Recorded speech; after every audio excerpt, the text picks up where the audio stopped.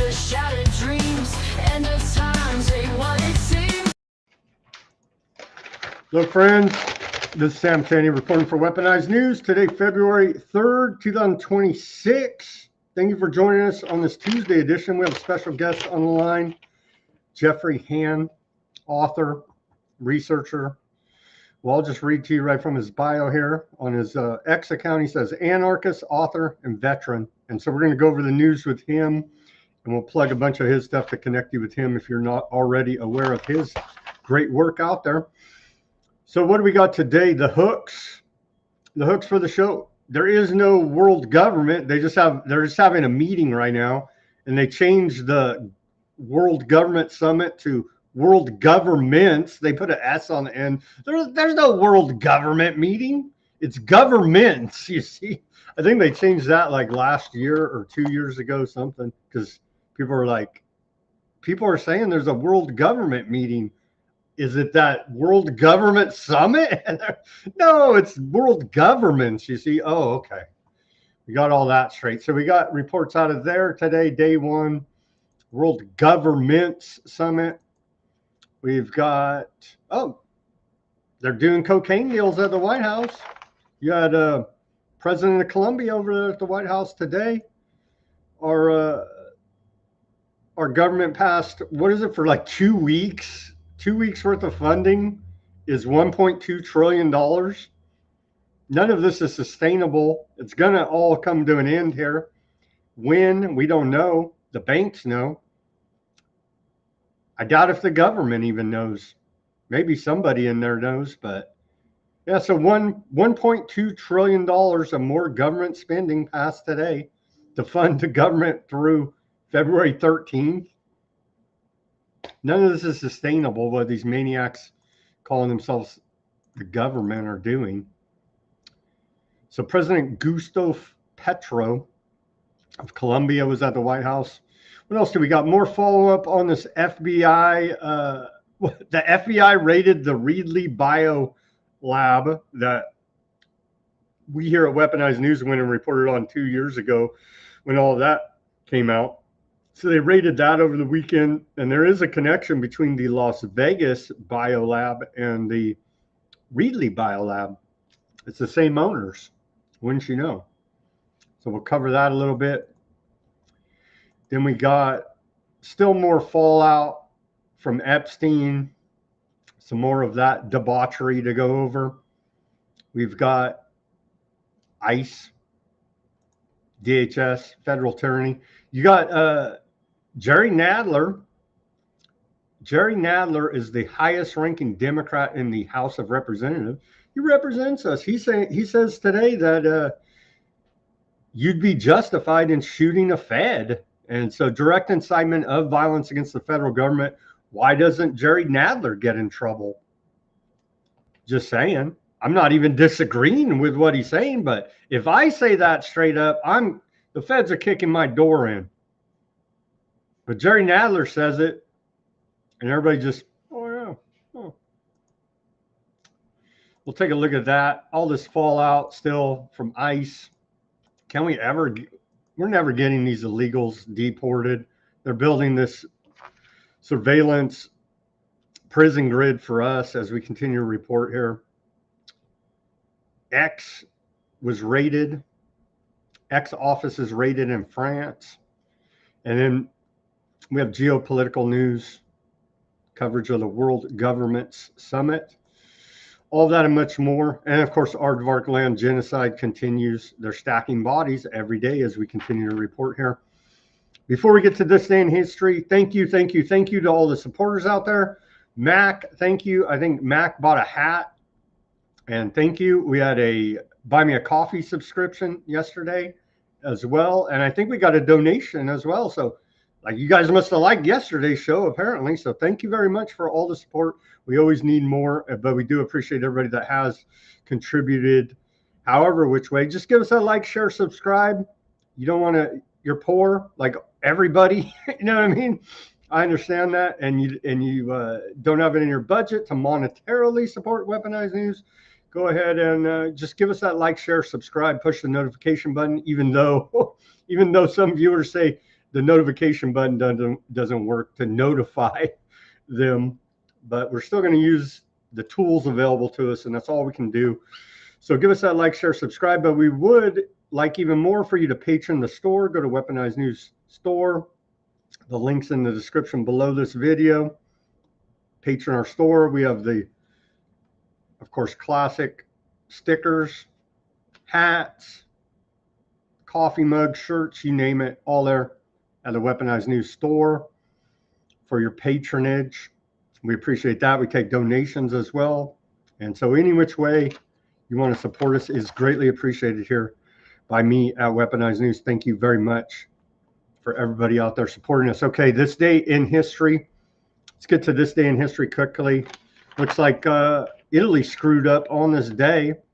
In 1740, on this day of February 3rd, Charles de Bourbon, King of Naples, I guess it was Naples, invites the aardvarks to return to Sicily. And so a major strategic error there, in my opinion. In 1743, on this day, Philadelphia establishes a, quote, pest house to quarantine immigrants. In 1752, I found this one funny. Dutch States General forbids export of windmills. On this day, 1752. They were all for climate change back then, I guess, and didn't want to save the world. Damn Dutch. We know about the Dutch East India Trading Company as well. In 1815, on this day, the world's first commercial cheese factory is established in Switzerland. And talking, I do like cheese, but if you look into cheese a little bit, there is this enzyme that is in the large majority of American cheese that's geoengineered by Pfizer. Everybody should look that up. It's pretty sad and sickening when you conspiracy theorists that go grocery shopping and actually read the labels of ingredients. I know it's a bad thing to do, but you should do it and look that up, and you'll see that, well, there's really not much way to get around it if you're buying commercial made cheese in America nowadays, isn't there? Is there? In 1855, on this day, Wisconsin Supreme Court declares fugitive slave law unconstitutional. In 1876, on this day, Albert Spalding invests $800 to start up a sporting goods company manufacturing the first official baseball, tennis ball, basketball, golf ball, and football.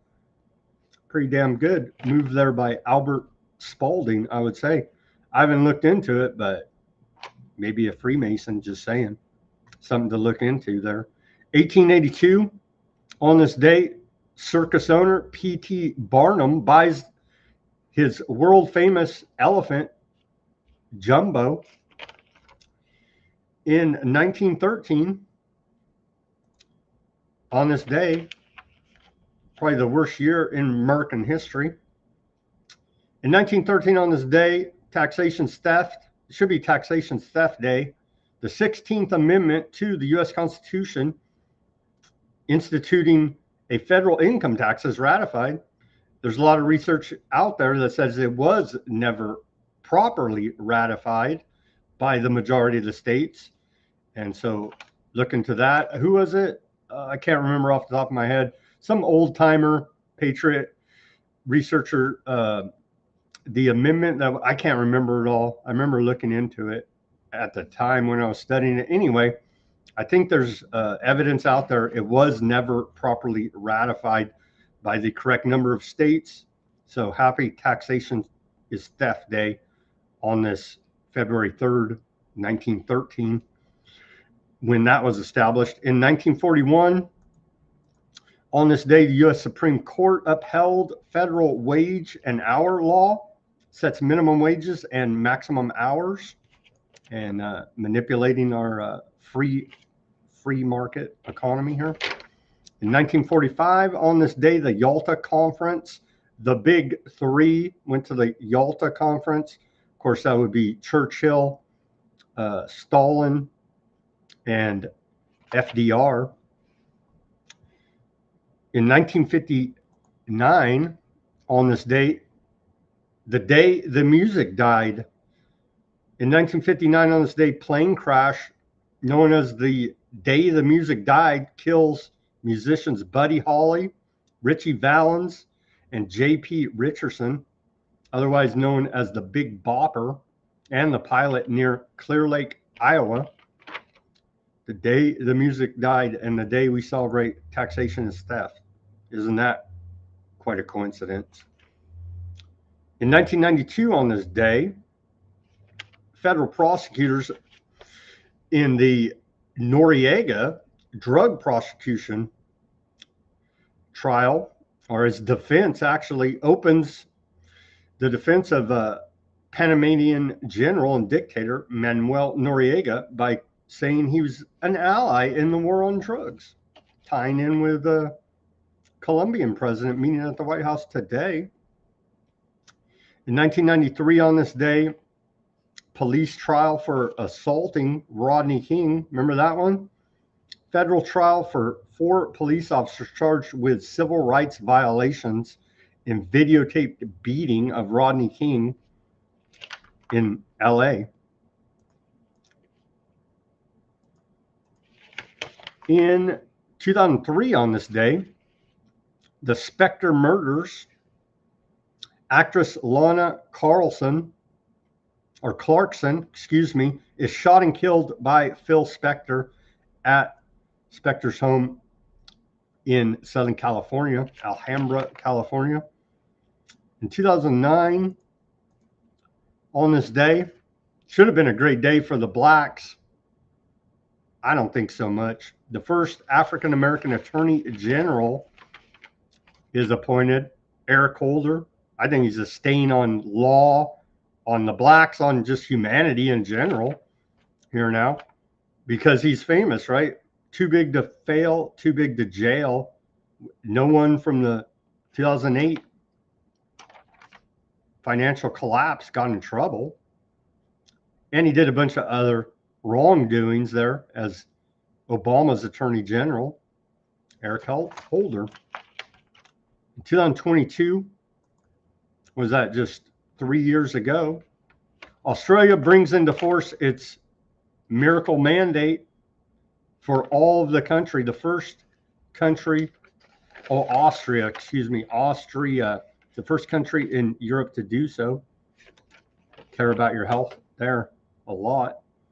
In 2023, on this day, remember this?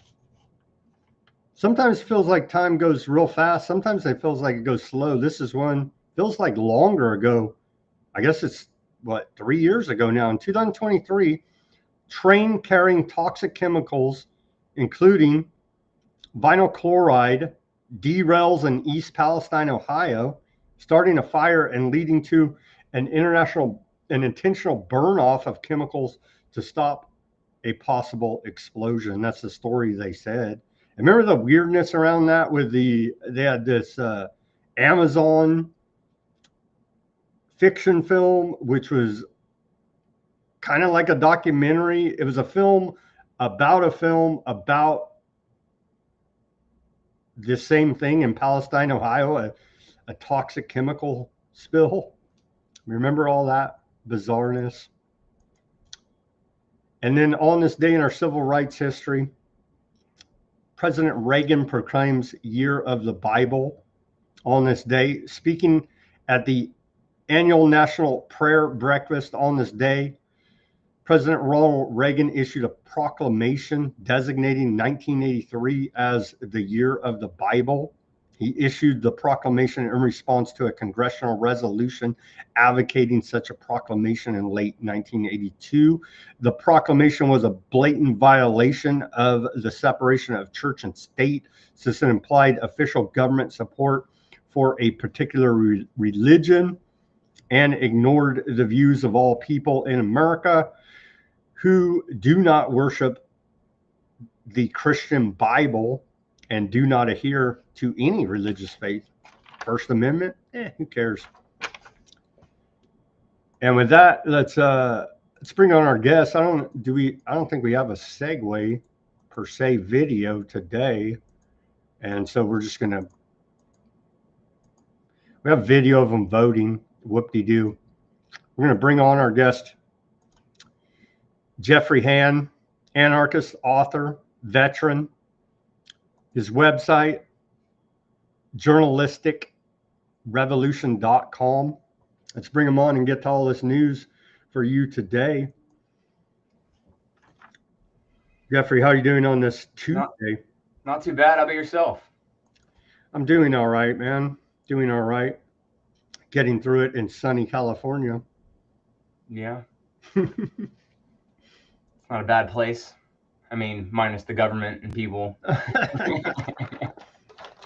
So thankfully, the government's going to stay open for another 2 weeks. Are you excited about it?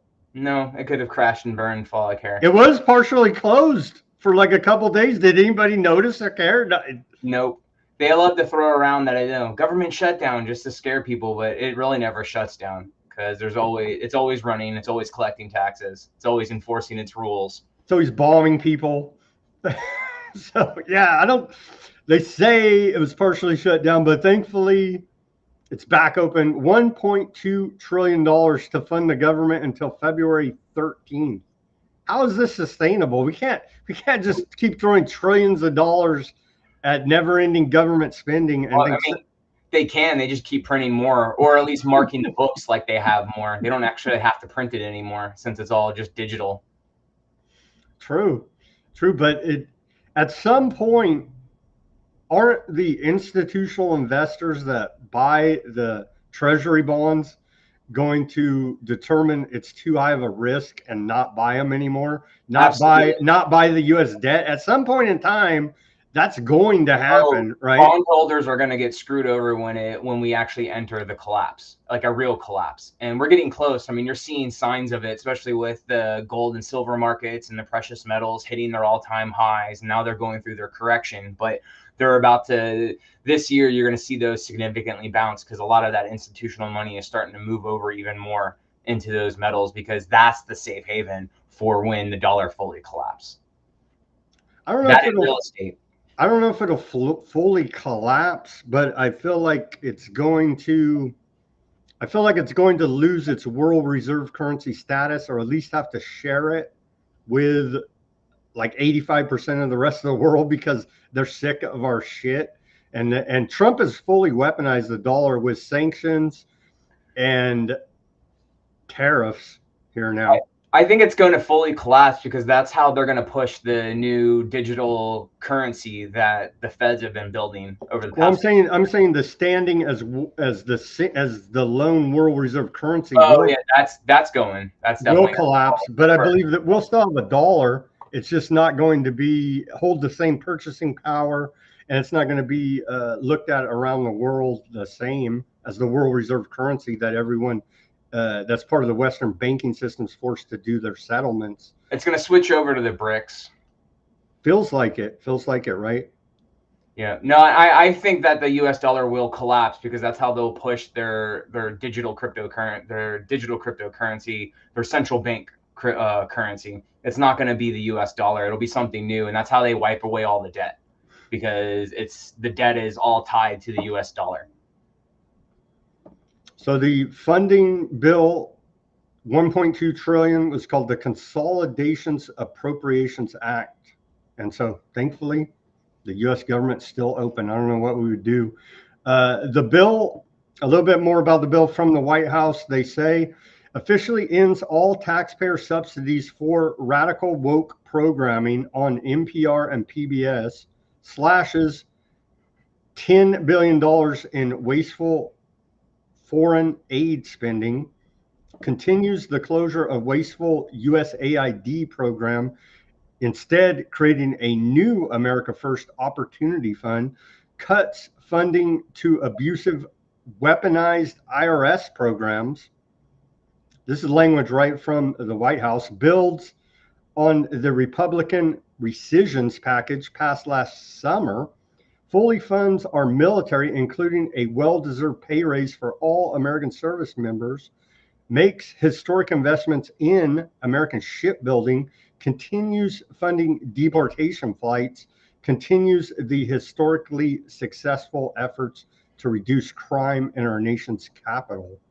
Did you see that Judge Janine, who's the head lawyer, cop, whatever you want to call him, Judge Janine said that your firearms are not welcome there in Washington, D.C., even if you're fully legal to be carrying. So very patriotic of her there and standing up for our rights. Let's see. Yeah, that's pretty much it for one. I guess that was tucked in there. What do you make of this guy? Big threats, but we haven't bombed Colombia yet. President of Colombia at the White House today talking about cocaine trafficking with Trump. What do we make of this? I find it interesting because we always have special operations going on in Colombia and South America and things like that. So that's never stopped. CIA is still constantly running cocaine out of there. But I do find it interesting that Trump, you blamed like drug running and other stuff on Venezuela and why he was targeting the boats, even though that was just a facade to go in there and capture the oil and other resources. But around the same time, at the end of last year, like the last week of December, Trump pardoned who was it, the former Honduran president Hernandez, and he was in jail for serving a 45-year sentence for trafficking 400 tons of cocaine. And so he was tried, prosecuted, and in U.S. jails, and Trump pardoned him. But yet Trump is supposedly against cocaine and drugs and all this other stuff. It's just more BS that he's pushing. Nothing good will come out of whatever he's doing, or anyone in the government. The reporter asked Trump today, how was your meeting with Petro, president of Colombia, earlier today? And did you come to any agreement on counter narcotics efforts? Trump said, yeah, we did. We worked on it. We got along very well. And we're working on some other things too, including sanctions. Oh man. Political theater to keep people distracted, because there's a lot of people that are like, oh, drugs are bad, so they're going after it, but without actually thinking, but are they really going after it? What are they actually doing on the back end? Like, there's so many. We know the U.S. government is the #1 trafficker of contraband, you name it, around the world, right? Drugs, yep. Kids, weapons, you name it, and they're the #1 trafficker around the world of all the contraband that's illegal. So all that black dollar money that they have off the books, allowing them to do whatever they want. Let's get to this story now. That was at the White House today with Trump. Let's get to this story now. We reported it back. I went to the actual site back, like 2 years ago here now. Looks like we lost our connection. Connection lost, reconnecting. I don't know if we're still streaming. Anyhow, we'll keep going. That's weird. Did I lose my internet? Anyhow, we'll keep going. Are you good there, Jeff? Yeah. I still hear you. That's weird. I never had that happen. Connection lost, reconnecting. Well, connect. There we go. Looks like you're back. Okay, anyhow, some internet connection issue. Anyhow, about 2 years ago, there was this bio lab allegedly in Reedley, California. That's like a half hour east of me. I went over there and did my own independent report after it broke in the mainstream, and talked to the actual lady because it sounded fake. Was a code enforcement for Reedley City, a woman, and I went over there with a camera, microphone, and started asking questions. And it sounded fake because they're like, how did you even discover this? And they're like, well, there was like halfway up the wall on the backside of this warehouse, there was a hose sticking out, and that looked odd. And so as a code enforcement officer, she went and further investigated, what is this hose sticking out of the side of the building, like very odd, and then discovered all these different samples of potentially diseases. They went through all these different pathogens that were housed there. But I went in, there was, and literally there's like a chain link fence. There's like this warehouse type facility, and there's train tracks behind it too, right? And a nice spot where you can pull a semi in the back as well. So plenty of different ways to ship whatever out of there. Anyway, right next door, separating that facility is a chain link fence. On the other side, a recycling place, like recycling plastic, aluminum cans, whatever. I went and asked them, hey, did any government, cops, authority of any sort, local, federal, anybody, did they even come ask you what was going on here? And they're like, no. I was like, do you guys know they had an alleged bio lab right next to you? They're like, huh? And I'm like, yeah. And then I went around, and because there's houses, residents, like literally right across the street. I went and knocked on those doors. Hey, did anybody of any quote authority come and ask you any questions about what was going on here? Nah, nobody said any. I'm like, what? No media, no official government, no sheriffs, feds, nobody.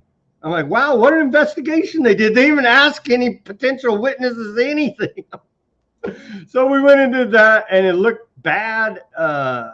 It looked bad, but there was not much. It looked like, hey, how the hell the cops let a bio lab? There's like a because there's train tracks right behind it, and then there's like a 4 foot tall brick fence there, or brick wall, but you can still see over it. And then the police station for the city of Reedley is literally on the other side. Like, there's a biolab right there, you know what I mean? And the police didn't ever suspect anything with Chinese nationals running in and out of this place allegedly day and night.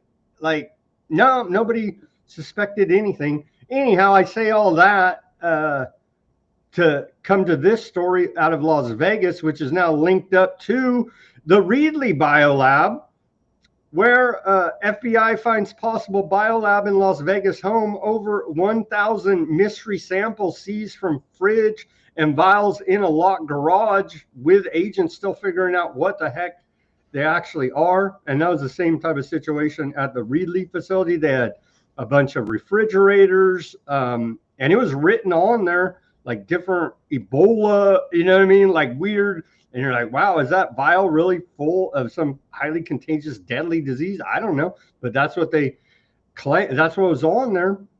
Anyhow, I have no doubt that there's probably dozens of those across the U.S. It's starting to look like it. The property manager, Ori Solman, is in custody, and authorities say the setup looks a lot like a previous illegal lab tied to pathogens ranging from HIV to Ebola, that same lab in Reedley, California, that we went and reported on and showed you all that we could learn, and nobody knew nothing. Even the police, literally right next door, like I say, with a small brick wall and a train track separating them. So this goes on. You think there's a lot of these labs? I'm starting to think so too. I do. I think there's a bunch of them, and that they're doing experiments and other stuff. And I do wonder how deadly some of these diseases actually are, or if they're made to where we fear them and things like that. But yet our ability to stay clean, hand washing, our food and water filtration, things like that, help defeat and stop the spread of a lot of diseases and things like that. So it's I don't know, it's definitely an interesting thing to think about.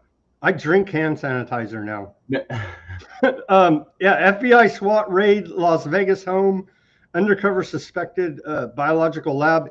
See the location in Reedley. I don't know about this location. I haven't looked at it on a map, but it was like they could dump it in the river, because the river ran right there to the I forget which river, Reedley River, I believe. There's a river right there. They had the train right there. They could transport it out of there. They had diesel, whatever, semi-truck docks. You could transport it out. So like, and there's a lot of food packing plants right there in Reedley, California, as we're the, in the Central Valley here, growing a bunch of food, packing it, shipping it all around the country, out of the country. So that looked like a good place to cook up something and try to spread it and try to do some type of biological chemical attack.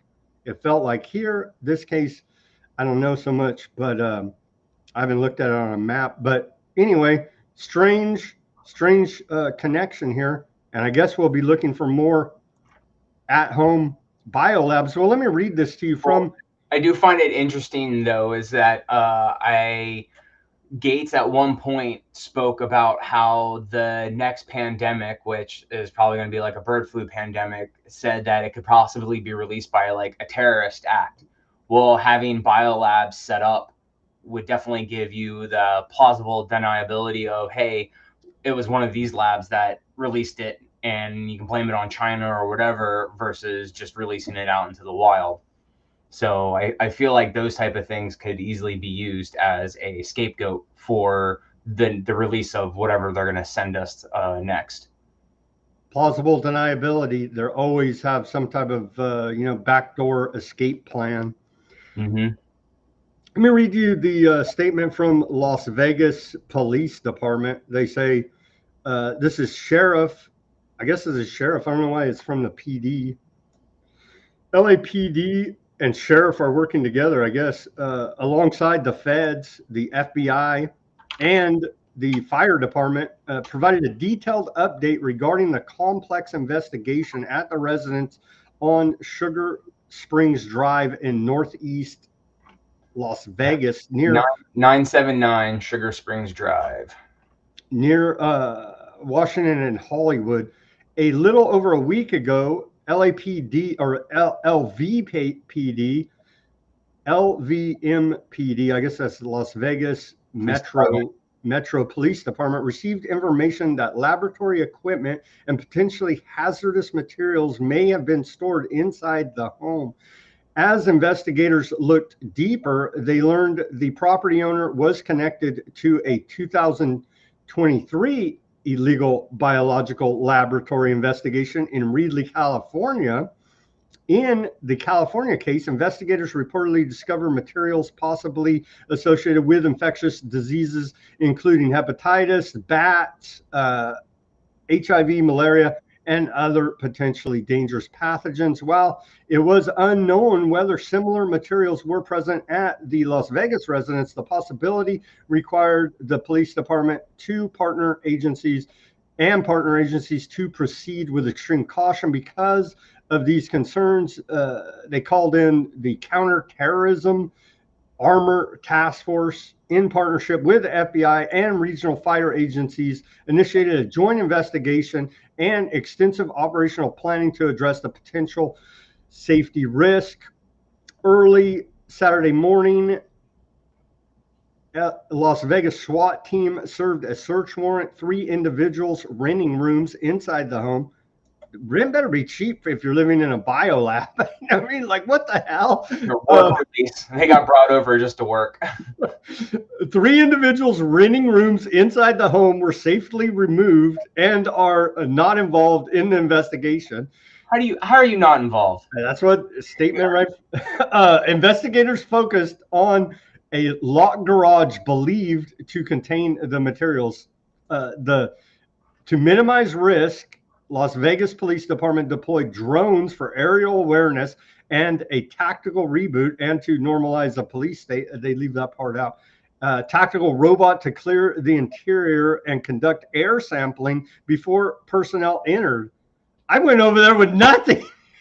So I guess I'm a dumbass, but I didn't get sick. So apparently it wasn't that bad in Reedley.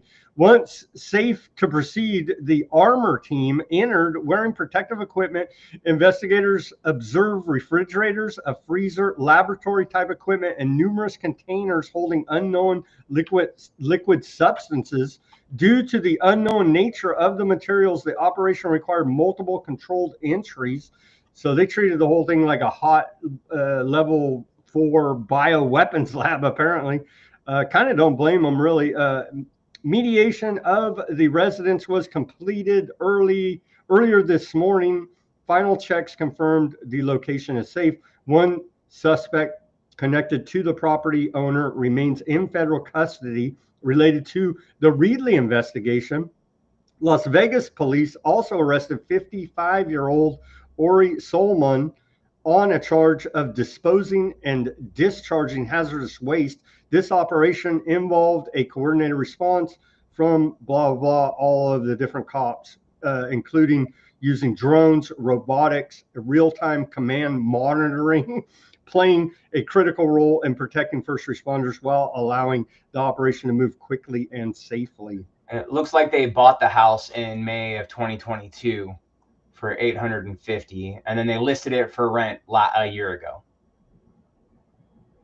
Damn, I want a refund on my rent if you're renting me a biolab. That's my freaking garage. What the hell? What the hell's going on here? But it's interesting because it's the business, the guy who was connected to the one in California, it's his business that he owns, and that business owns the house. And I don't understand, because really, I mean, if you're in an investigation and you're like, hey, you're operating a level 4 biolab, an illegal one, I'm going to go ahead and seize all of your assets, including your business assets, and we're going to look at everything. Like, you would think so, happen, right? And especially the height, and this is like during the height of the pandemic hysteria as well. You would think that, yeah, we're taking everything you got. You're not doing this, bud. We're going to make sure you're not doing this or funding it or anything. You know what I mean? So yeah, how do they allow them to go ahead and move operations, it looks like, from Reedley, California to Las Vegas, Nevada, to continue their cooking up of whatever biological hazards they had going on in this operation in the garage of this house? Crazy, man. Crazy. We'll keep following this. They had solar installed in that year too. So well, at least they're green, man. So I mean, we give them a pass for that, I guess. Go ahead and zap us with some HIV, but if you're green, you get a pass. So at least they're looking out for the environment. Okay. We'll keep tracking this story as it develops. And I do agree with you there, Jeffrey. I think there probably are a bunch of these labs all around the country, not just this one. So we'll have to keep following that story. 3 years ago today, East Palestine, remember that train crash? What was up with that? And do you remember the weird Amazon movie about it as well? No, I actually don't remember that one. And are we talking about the derailment where East Palestine, Ohio, train derailment and a bunch of chemicals spilled? I know there was another one in like Philadelphia or something, but it's the Ohio one. Yeah, isn't that where like they said everything was fine, but people that were going in there and like confirming the test, they were like, nah, this is not good. Everyone's gonna get sick. And it'd be interesting to know cancer rates, how those have changed over the years in that area, or the people that were still living there. It's and they did the controlled burn off, which that's right. They were like, no, that's perfectly healthy. You're okay to fucking burn. They burned off the chemicals there, and so yeah, it looks like it polluted all the surrounding land, water, air. But yeah, there's a weird Amazon movie about the exact same scenario that happened there, that was released before it happened, to add to all the weirdness. East Palestine, Ohio, train derailment and it's chemical like spill. Federal investigators later concluded that the burn was unnecessary. What? No way. It was covering up. 43,000 fish died, and lots of people with rashes, headaches, nausea, respiratory issues. And I'm like, no, that's not over. A lot of those people probably got cancer. And it's the whole area around there's polluted. So yeah, and they're probably going to get cancer. And again, with the plausible, it wasn't the plausible deniability. It wasn't us with the burn off, the train wreck, the chemical. Nah, that was something else. You know or they do it. Oh, it's just some poor, misguided, government employee made the wrong decision. But that's qualified immunity because government. There you go. Above the law. Okay, on to the economy a little bit. PepsiCo, don't they use flavor enhancers made out of babies or something? I remember that. The Heck 287 or something. I forget the number. But anyway, PepsiCo to slash prices up to 15% on Doritos, Cheetos, and other snacks. And so don't eat any of these products, I would say, honestly, but I guess they're having a hard time selling their poison to the public. So 15% decrease, and that's coming out of the White House, pumping up how great the economy is. The Trump effect. Siemens Energy to spend $1 billion to boost manufacturing of electrical grid equipment here now in America, saying that their new manufacturing facility is going to provide 1,500 new jobs. Back to this from yesterday, we didn't get much about it, but I want to play this. I want to play this clip explaining Project Vault. That was executive order signed yesterday by Trump, Export-Import Bank president, on Project Vault. Let's hear what this guy had to say about it.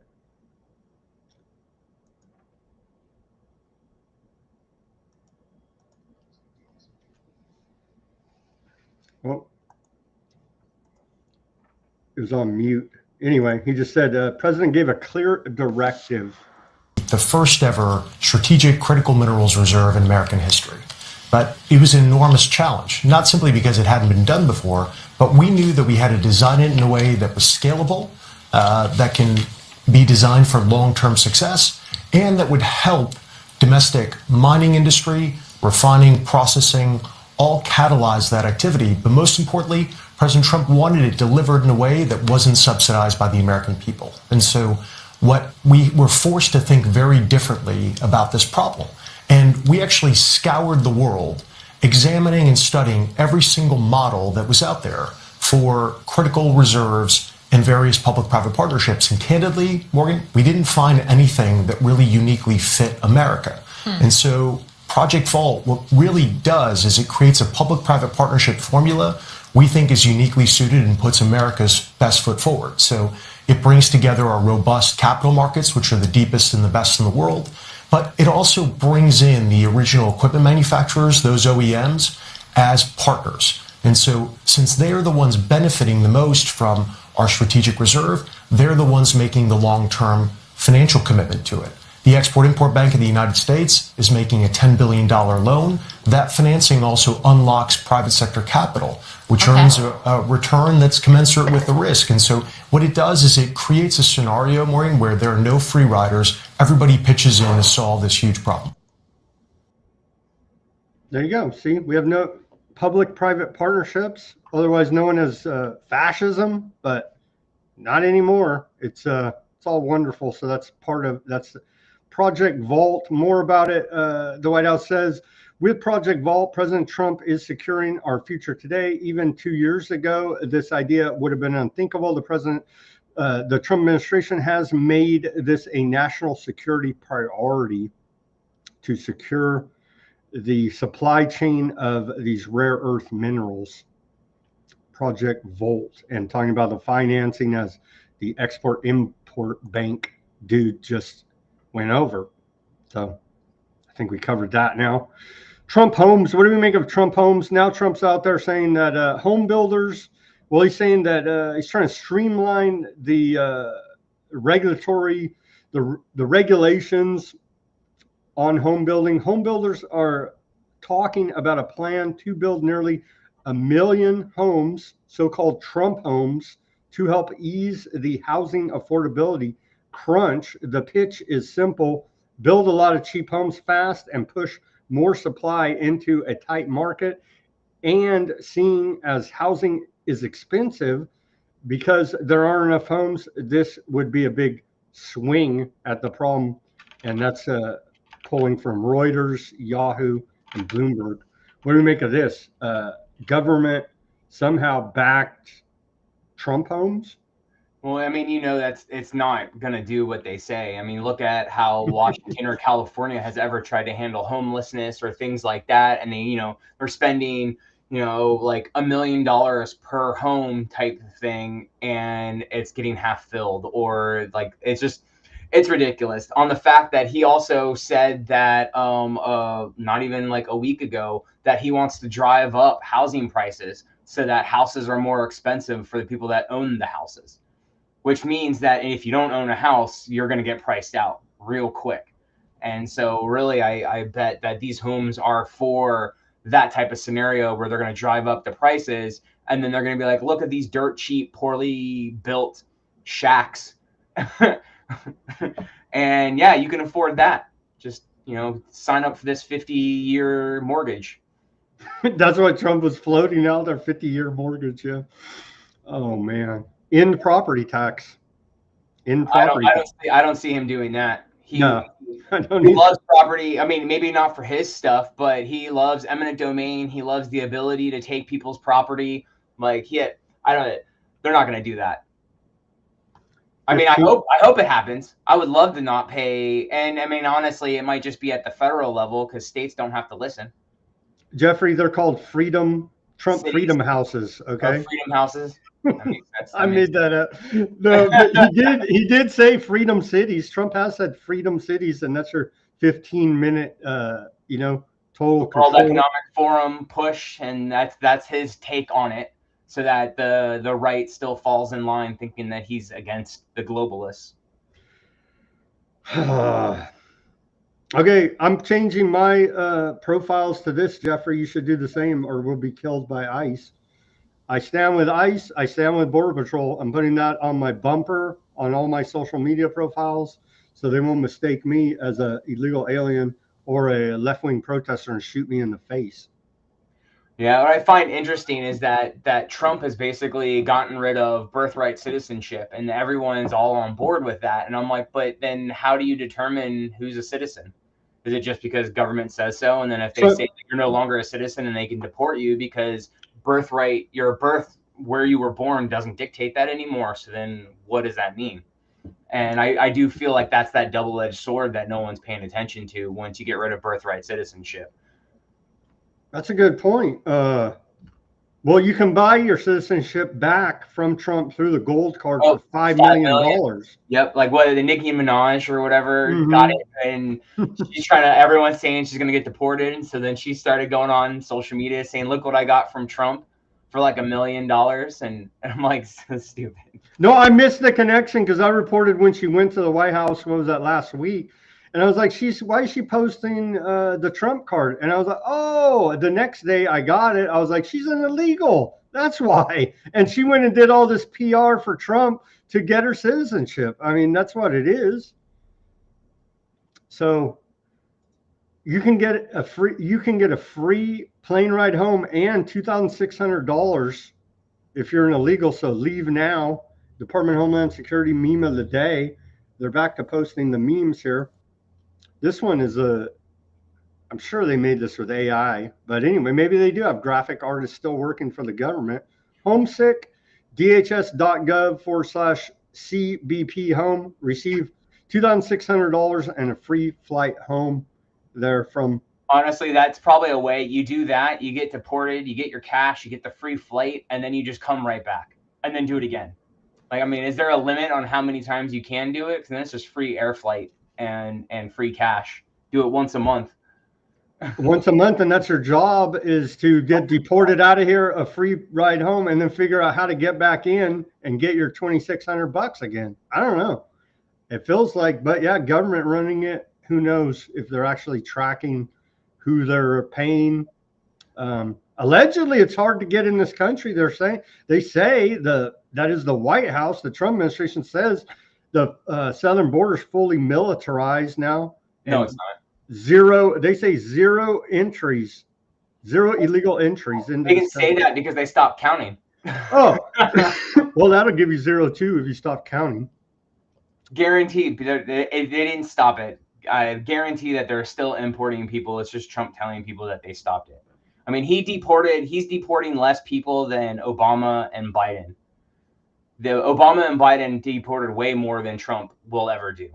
And it just shows that it's all political theater. No mass deportations, but a lot of mass trampling on our rights. Mm-hmm. Yeah, actually, I just sent you through X a meme that I had created on for ICE when they were coming out, stand with ICE, and they had the pictures, and like DHS and the White House were pushing it a lot.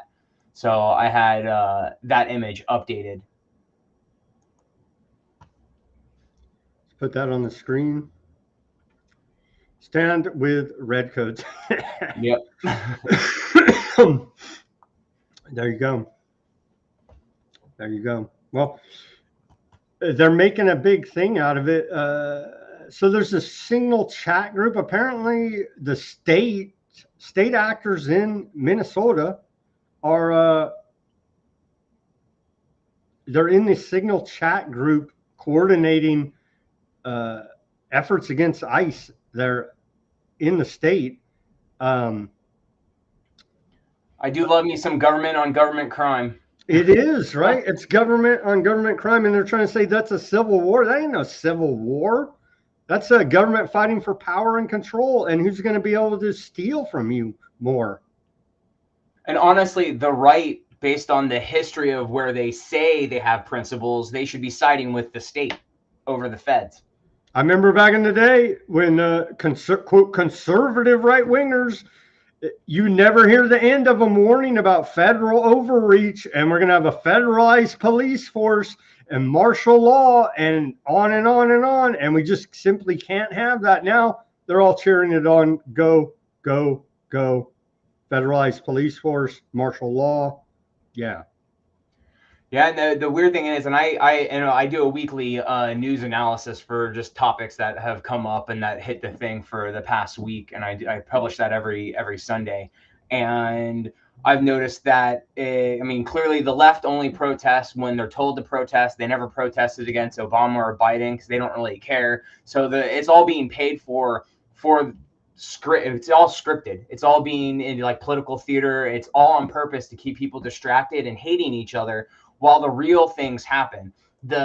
Trump's movements and capturing resources, all these geopolitical things that are starting to occur and ramping up more towards a quote unquote World War III, all while AI is being implemented across the board for full and dominance control of a surveillance state. And that's the real thing. And most people just aren't paying attention to it because they're looking and they're stuck on, CNN, Fox News, whatever, on the left versus right, what ICE is doing.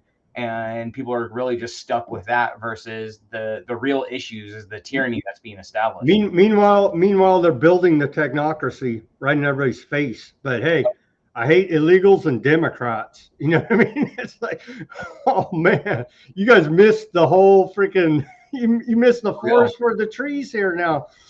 So what do we got? Well, the feds here, Nadler. If you or I say this, the feds are kicking in our door. Here's Nadler. Let's play the clip here. Vice President J.D. Vance, Mr. Technocracy, shared Jerry Nadler is one of the highest ranking Democrats in the House of Representatives, and is openly calling for people to shoot federal law enforcement. Well, I support it. Based Jerry Nadler, aka the Penguin. Let's play the clip here.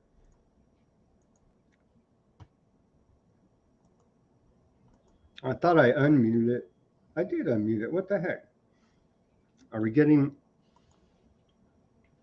No, we're not getting audio on that one. Let me. I think I got to Let me re-up it. Screen share here. Try that one more time. I think we had an interruption. Let's see if it'll play now. Should. But what is really the major problem in this country today is the fascism in our streets. The attacks on American citizens by masked hoodlums. If you were attacked by a masked person, you might think you were being kidnapped. You'd be justified in shooting the person to protect yourself. It's talking about DHS, ICE, Border Patrol wearing the mask out there.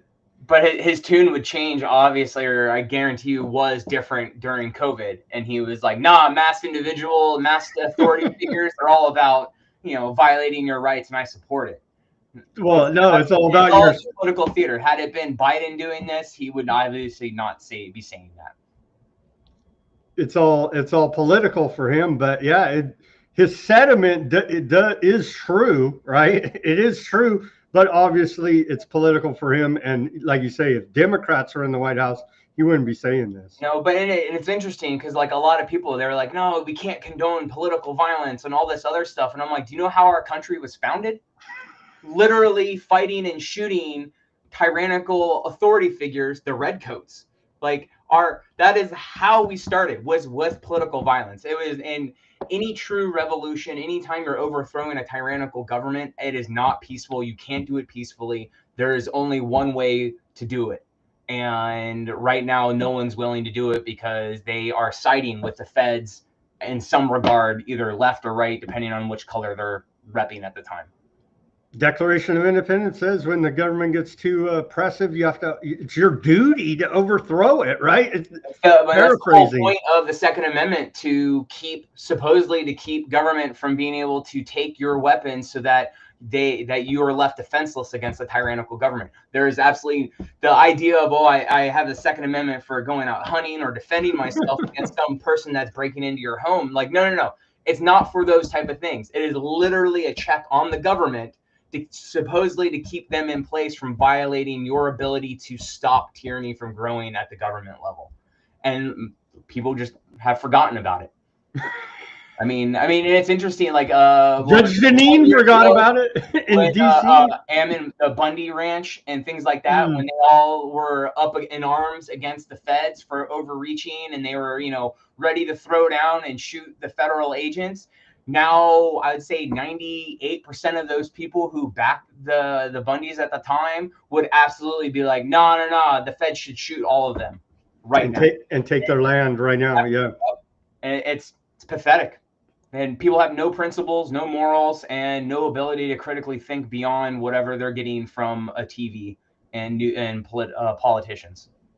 Well, if we didn't have bootlicking in this country, we wouldn't have national pastime, maybe.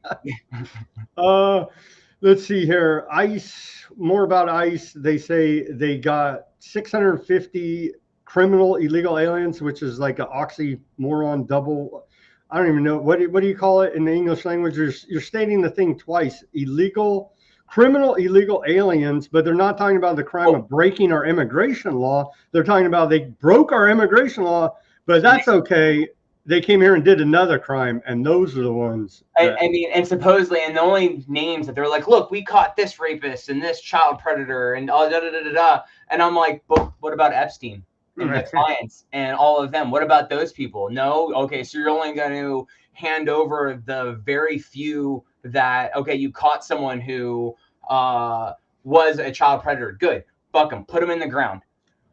But that should have been regular cops, local authorities handling that, not some feds coming in out of the blue to take it down. Right. That's been my question through all this. Okay, there's a bunch of illegal aliens committing more crimes in this country. All murder, rape, the worst of the worst, drug trafficking, the worst of the worst crimes you could commit.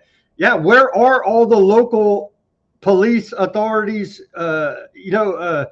city police, county sheriffs, state police? Where are all of them, and why are none of them being held accountable as those in the position of authority to enforce the law? But yet there's criminal illegal aliens running around all over the place. The feds tell us. So what the hell is really going on here? And like you say, that's low-hanging fruit. Yeah, get the street level illegal that's dealing drugs and raping kids. Of course, put them in the ground.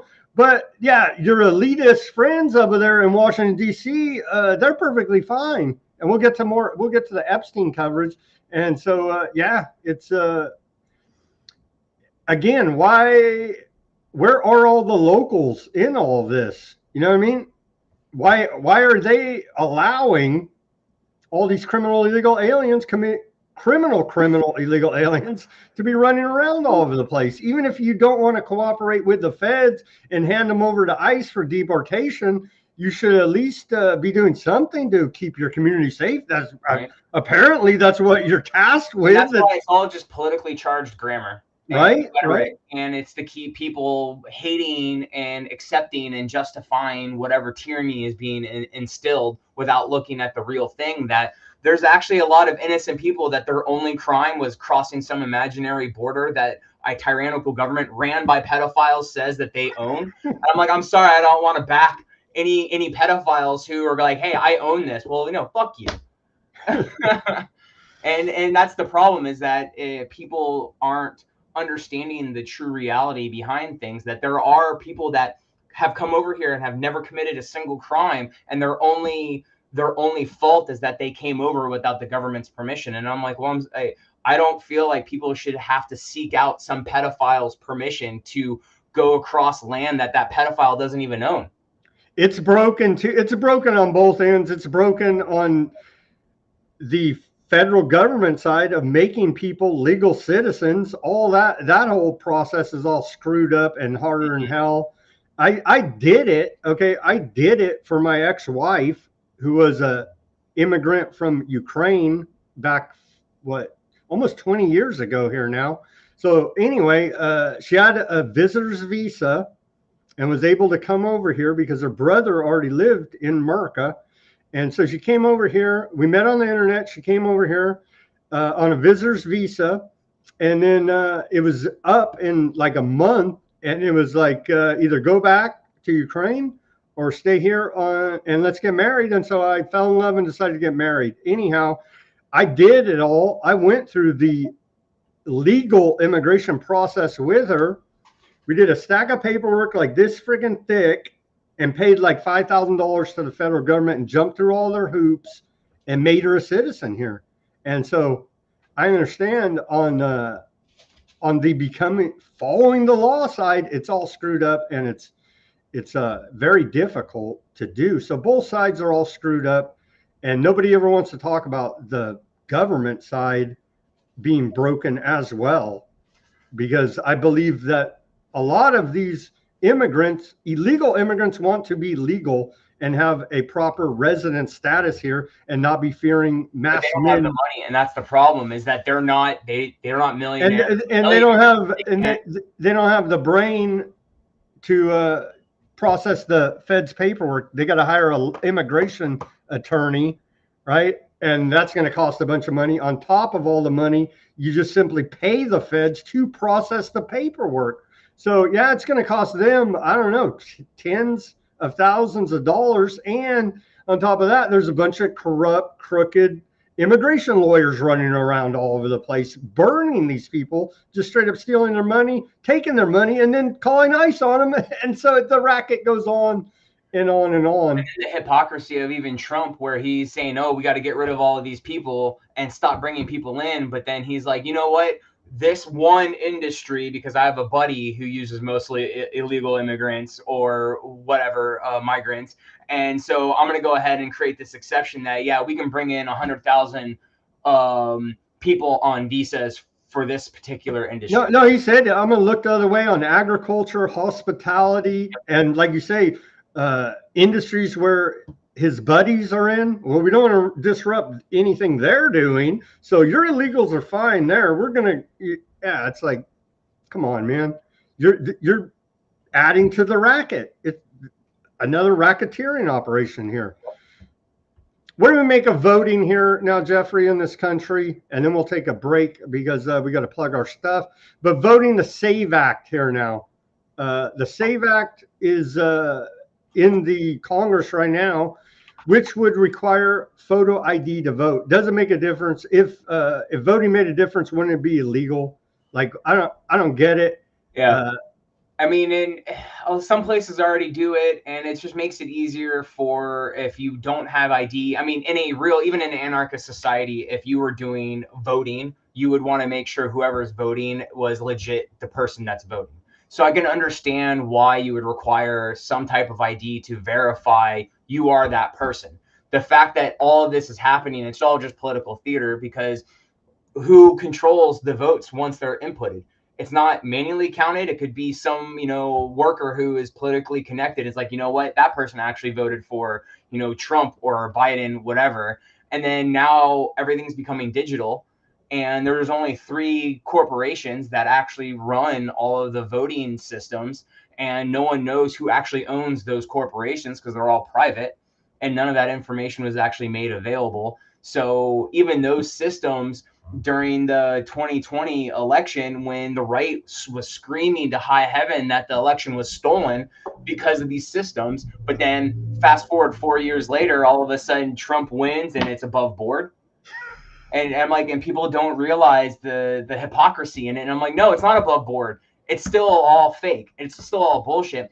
Slaves cannot vote their way to freedom. Voting will absolutely not fix the government. It only is making it worse because it legitimizes and it lets people step back saying, well, you know what? I'll just wait for another 2 to 4 years to try to vote that person out of office. But that's not what dictates really who gets into office. It's the money behind the people is what dictates who gets into office. And these people are not representing us, right? They're representing their own interests. Like you say, they're donors. They're not representing me, Joe Blow taxpayer over here. My congressman in my district don't know my name, don't give a shit about me, doesn't represent me, but somehow, some way, I'm supposed to say, yay, democracy. And like you say, nothing's been fixed from 2020, but our guy Trump got in there, so I just looked the other way. Now go vote harder. The most important election of our lifetime is this midterm coming up, Jeffrey, don't you know? Yep. Well, and I guess one thing. So my second book, The Fallacious Belief in Government, that I discussed the life cycle of government and how that it's not a static thing, that it definitely has a life cycle. And after democracy comes tyranny. And people don't realize that. And I keep trying to tell and explain it to people that we're now in this tyrannical phase. We have gone well beyond democracy. And that's why they're like, oh, democracy is being attacked. But that's how government moves. It moves from democracy to tyranny. And Plato explained this thousands of years ago. He had enough evidence and enough history of government at that point to see this pattern and to identify it and even write it in a book. But people don't believe it. They still have this fallacious belief in government that is the way forward. We'll just try it better this time. That's not how government works. It is tyrannical in nature. It is evil. And voting for the lesser of evil is still evil. And I'm like, I don't like voting for evil. So I actually don't vote for people ever. Well, you're against democracy. I am, absolutely. It is where the majority makes slaves out of the minority. Plug your stuff right now. I got your page up here. Here's your book. This is my site, Journalistic Revolution. The Fallacious Belief in Government is my second book. My first book is COVID-19, Short Path to You'll Own Nothing and You'll Be Happy. Welcome to the New Age of Tyranny. I write articles. I do a weekly news article doing the top 3 topics. Usually it's a political theater, a little bit more of a meat. And then the final topic is usually around AI and what kind of AI control and other things are going on with the AI industry on, how they're building data centers and how it's all connected with government and how it's being implemented throughout state and federal governments and how that control is being implemented with the surveillance state. With it, I actually generate a weekly news song that goes with it. So weekly news and verse. To go with each article. So, but that's what I do pretty much weekly. And then it just, as I get time to be able to build out and write more books, I got a couple different ones that I've been working on. So lots of articles that we've been producing for more than a decade. And so a lot of good information on this site. Journalisticrevolution.com. Yep. We'll put the link. I think the link is in the description actually. And your up too, but yeah, and your X account as well. So there is how you follow and support Jeffrey's work. Journalisticrevolution.com. There's his X handle at the bottom there. Anything else you want to sell, pitch? No, just really, it's if you're interested in knowing what's going on. Like I detail all of this stuff in my books, and honestly, when we get into the Epstein news. 3 years ago, when I came out with my first book, I detailed Epstein as a Mossad agent in my book, tying him to Trump, discussing why Elon Musk is controlled opposition and how they're all tied to, satanic worship of Baal and Moloch and things like that. And very, very detailed. So it's definitely information overload, a cognitive overload. I have 141 published journal studies in that first book reference. So it's definitely a lot of information, and it goes well beyond just COVID. COVID was just the spark of pulling it all together. All right, go check out Jeffrey's work over there at journalisticrevolution.com. Everybody support Weaponized News. Go to weaponizednews.com. Get yourself a holograph sticker, a white background sticker, or a clear sticker. Again, put it on your laptop, your bumper, your guitar, your work locker, your hard hat. Help spread the word about independent reporting and analysis, brought to you 5 days a week here at Weaponized News. Thank you very much for your support. In the description below, link to the store is there. We have t-shirts, we have coffee mugs, all with the Weaponized News logo there. We have custom t-shirts for the deep dives, for the big thinkers. I believe 7 designs from Simon over there that people may enjoy. Historical paintings put on t-shirts, upgraded with AI revisions. And yeah, give us a look over there at weaponizednews.com. The donation button's right there on the front for donations through a secure PayPal link. If you don't want to patron the store, we'll take your money for our efforts. We appreciate it very much. We have Buy Me a Coffee, Cash App, and Bitcoin wallet address in the description below this video. Any and all support is greatly appreciated here by me at Weaponized News. And give us a like, share, subscribe, push that notification button. All that's free. Help us spread the word here now about our independent reporting that we're doing. Okay, moving on. In the interest of time, oh, we got to cover this. France raided Musk's office of X. They're in France. Prosecutors investigate child abuse images and deep fakes because I guess that Gronk is producing naked pictures of people. And that's what France says is the reason they raided X office in France. What do you make of this?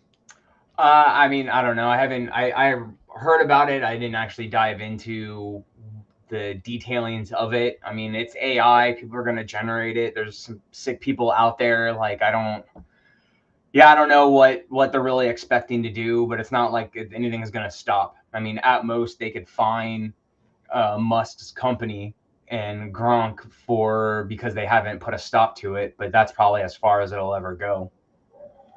They say here in this AP article, they say Gronk, which was built by XAI and is available through X, sparked global outrage last month after it pumped out a torrent of sexualized, non-consensual deep fake images in response to requests from X users. The French investigation was opened last month, or in January last year, by prosecutors' cybercrime unit. The Paris prosecutor's office said in a statement it's looking into alleged complicity in possessing and spreading pornographic images of minors, sexually explicit deepfakes, denial of crimes against humanity, and manipulation of an automated data processing system as part of an organized group, among other charges. I mean, really, they should be going after the individuals, not the system itself. And like I said, at most, I could see them saying that Gronk needs to have some safety checks so that those images can't be produced, and that shouldn't be difficult to really install. And as a person who feels like pedos should be, 6 feet under and quickly, I'm okay with that type of like, hey, you should do this or you're complicit with it. However, I am very against government as a whole, so I'm kind of more about, go after the people who are producing the images and treat them like pedophiles. We're going to see how that develops. Okay, so there's no global conspiracy, no world government. They're having a summit called World Governments, but never mind that. And they have these, they have their obelisks all over the world as well. And this is just some, right? They're all over the place. Babylon, New York, London, Vatican, DC. These obelisks are everywhere. And so they're signs that there is this, this cult. Let's play this video. This is a survivor of satanic ritual abuse. Says she was trafficked and tortured from the day she was born in underground facility in Rome with tunnels connected to the Vatican and used by European elites. Let's take a listen to this as a lead into all the Epstein news here now. I don't believe she was part of Epstein, but it's part of the larger system here now. She's explaining as she was the victim of the abuse. I was subjected to satanic ritual abuse, child sex trafficking, and torture from my birth in 1964 to age 18 in 1982, when I left, moved to the United States, and changed my name. I was involved through my Italian family line. I was tortured in an underground facility in Rome that had tunnels connecting it to the subterranean levels of the Vatican. I witnessed child sacrifice there and was trafficked from there and within the European elite. The satanic rituals occurred in the Vatican as well as in elite mansions, in underground tunnels, and in private outdoor areas. What were the most common forms of abuse you were subjected to?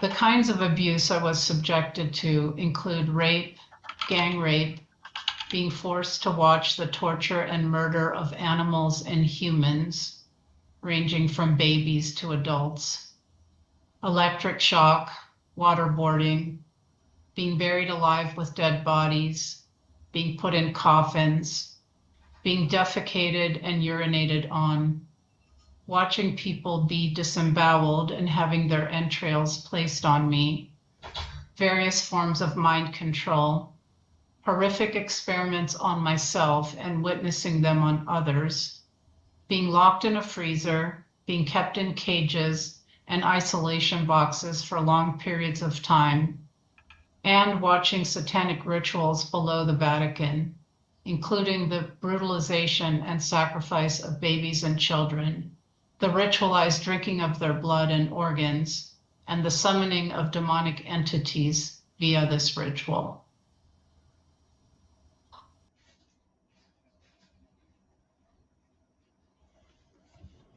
It goes on, but this is the same story we keep hearing over and over and over again, that they're doing these dark occultic satanic rituals, drinking the blood and so on.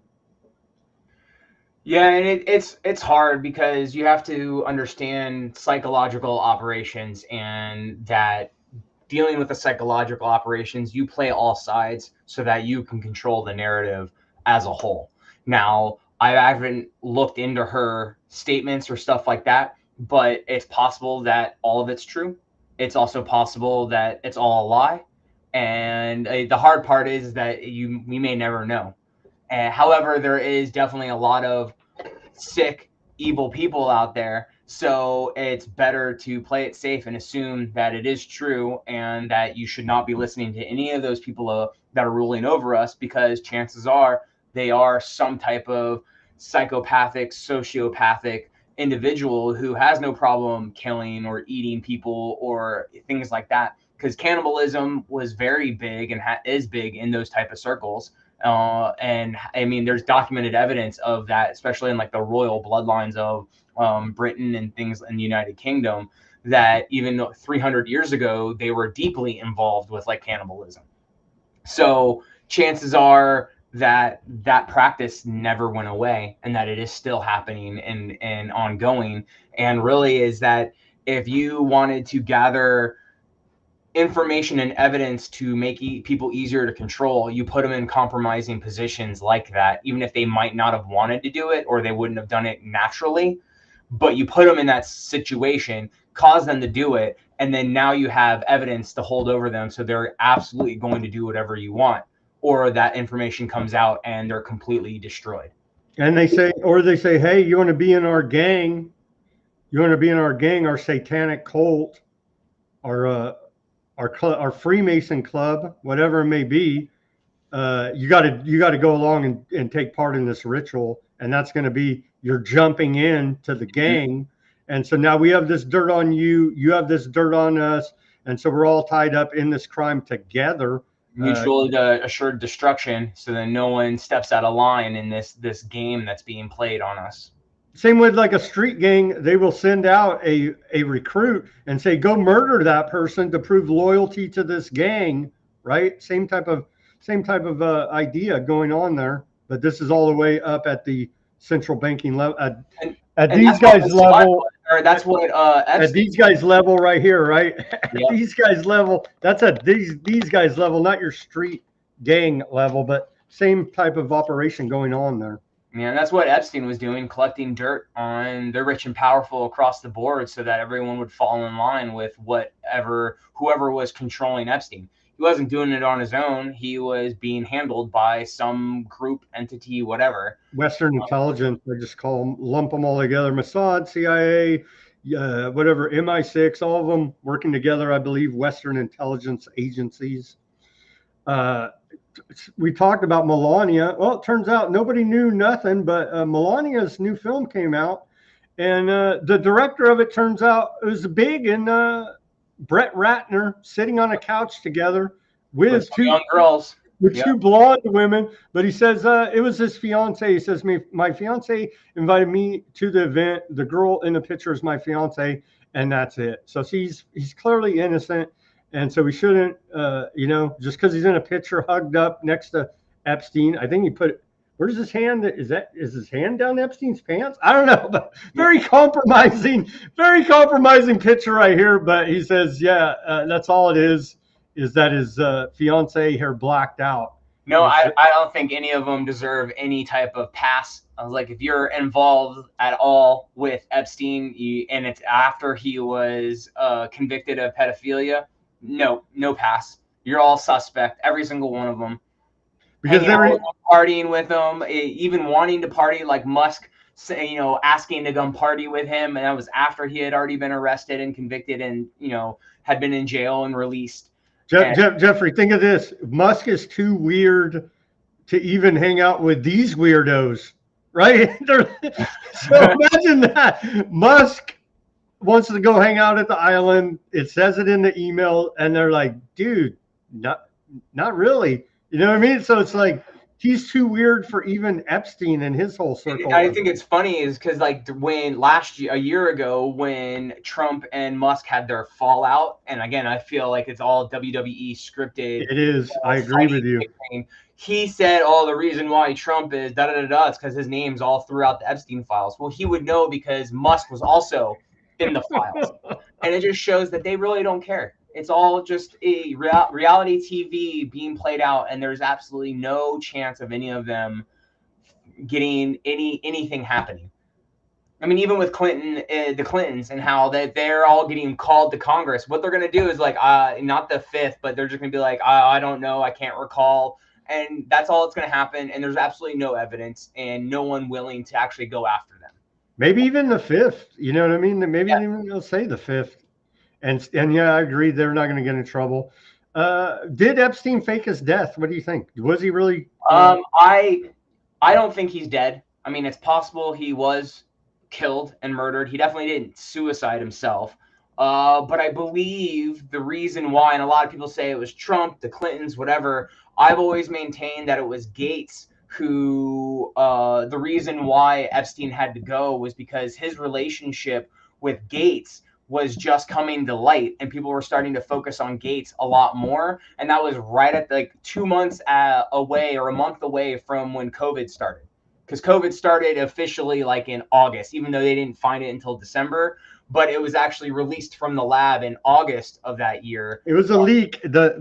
We'll get censored. The U.S. federal government says it was a leak out of the Wuhan lab. Now they do. After what? How many years did Fauci said no? Absolutely, came from a bat. It was definitely not. You would get banned. You would get banned. So, but we're going with the official narrative. And then China government says no. It came out of Fort Detrick over here in North Carolina. So again, both the governments pointing fingers at each other. Yep. Yeah, and so my theory is that's really why Epstein was taken off the board, was because that live fire exercise that was COVID-19 was just about to get started, and they didn't want to disrupt that potential effort. And then now there's emails coming back that Epstein was involved with Gates in a few years before that, running pandemic simulations. and other. And JP Morgan Chase as Yep. well was in it about how to finance it and profiteer off of it. Yep. And in my first book, I come to that conclusion that it was all a live fire exercise to what's really coming. And it would most likely be a bird flu pandemic, that a real killer, not this 0.02% mortality rate, but 5 to 10% mortality rate. And I mean, even that is small and not much, but the fact that how much people freaked out over a 0.02% killer versus a 5 to 10%, people are going to lose their minds when it happens. And that's just going to get us closer to us owning nothing and being happy. We're in the Great Reset. Some more emails came out. Looks like Epstein was running eugenics transhumanist operation, or attempting to. I actually covered that in my first book, on that he was working with MIT trying to do all of that, and I discussed designer babies, human clones, all this super soldiers, all this type of eugenics transhumanist experimentation. Yeah, he demanded Gates invest millions into that effort as well at his pet projects at MIT, and it was a demand. It wasn't hey, would you be interested? It was a demand from an email that got released, and it just shows that how much power he really had over how many people.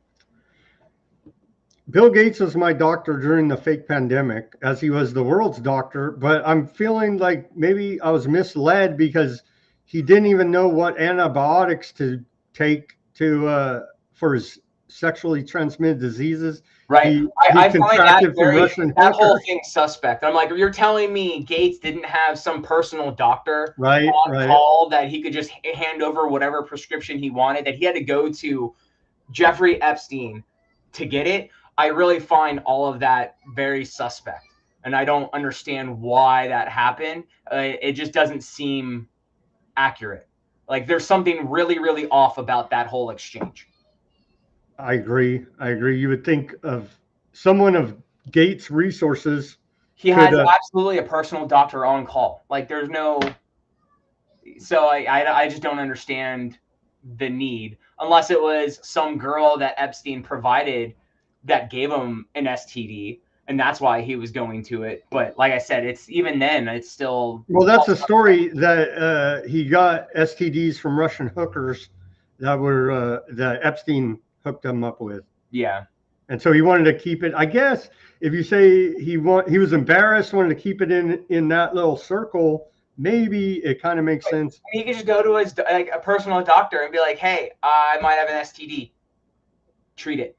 What do I need? Give it to me," and then it's done. And so, like I said, I don't understand the reasoning. Or he wanted to figure out how to dose his wife, which he thought he could have potentially infected with the STDs. How to dose his wife with antibiotics without her knowing about it. But I mean, why go to Epstein for it? Like, that's why it just seems really, something's really off about that. And I don't know what, and I don't know if I honestly care enough to research it, but.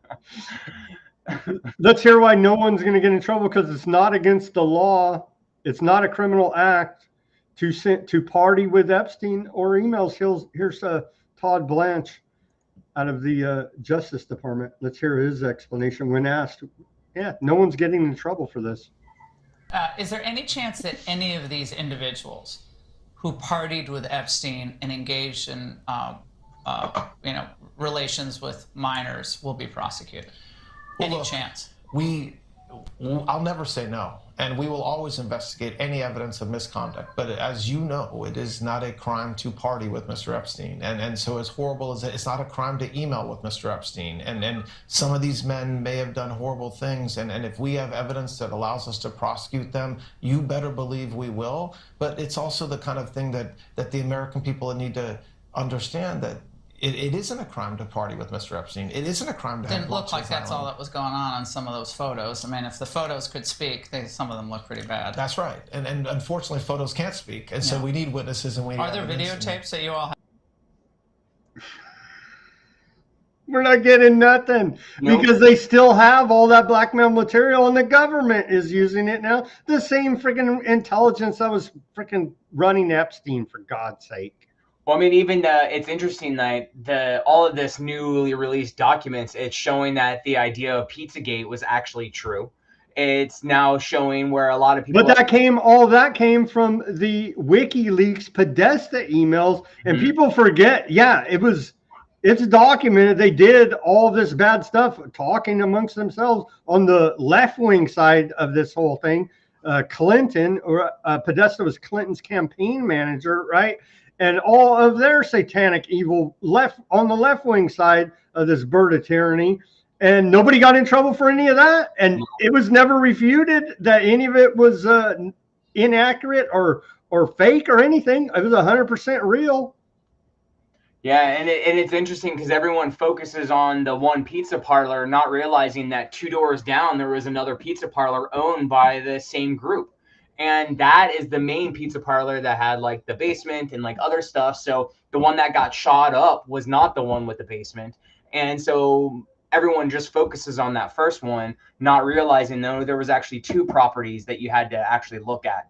And there's so much around that people don't want to brush off because they couldn't accept that, well, the people ruling over us are pedophiles and evil. And they're like, no, but I voted for him. That can't be. I'm perfect. Here's the exchange. This is the headline of the show. It's pretty bad when Epstein says none as bad as Trump. Let's take a look at this email exchange. In a private email exchange, Jeffrey Epstein tells Larry Summers, former Treasury Department secretary, professor at Harvard, I believe. He's now on leave due to Epstein. But old Larry Summers now tells Jeffrey Epstein tells Larry Summers he's met some very bad people, then adds that none as bad as Trump, calling him dangerous and saying there's not one decent cell in his body. So according to this email exchange between Larry Summers and Jeffrey Epstein, Trump is worse than either of these 2 bastards. And so it's like, whoa, dude. Whoa. Right? Yeah. And so recall, I've told you, I've met some very bad people, none as bad as Trump, not one decent cell in his body. So yes, dangerous. Epstein telling Larry Summers in this conversation about Trump in that email right there. MAGA though, bro, MAGA. No, it's all fake news, Democrat hoax. It's a Democrat hoax. Which I find interesting because like every single time someone says that or he says it, and all the people on the right going like, yeah, and I'm like, but Trump's a National Socialist Democrat. He is a Democrat. He's a New York liberal. He's a New York liberal, you damn fools. Here's Epstein in a deposition. Trump says, I didn't even know him. I never talked to him. It's all a hoax. It's all Democrats. Well, it turns out there are no files. There are no evidence. It's all fake. Oh, wait, but what about all of this stuff you guys just released that you've been fighting the release for how many months or years? Here's deposition of Epstein in 2010. Talking about his relationship with Trump that doesn't exist according to Trump. Have you ever had a personal relationship with Donald Trump?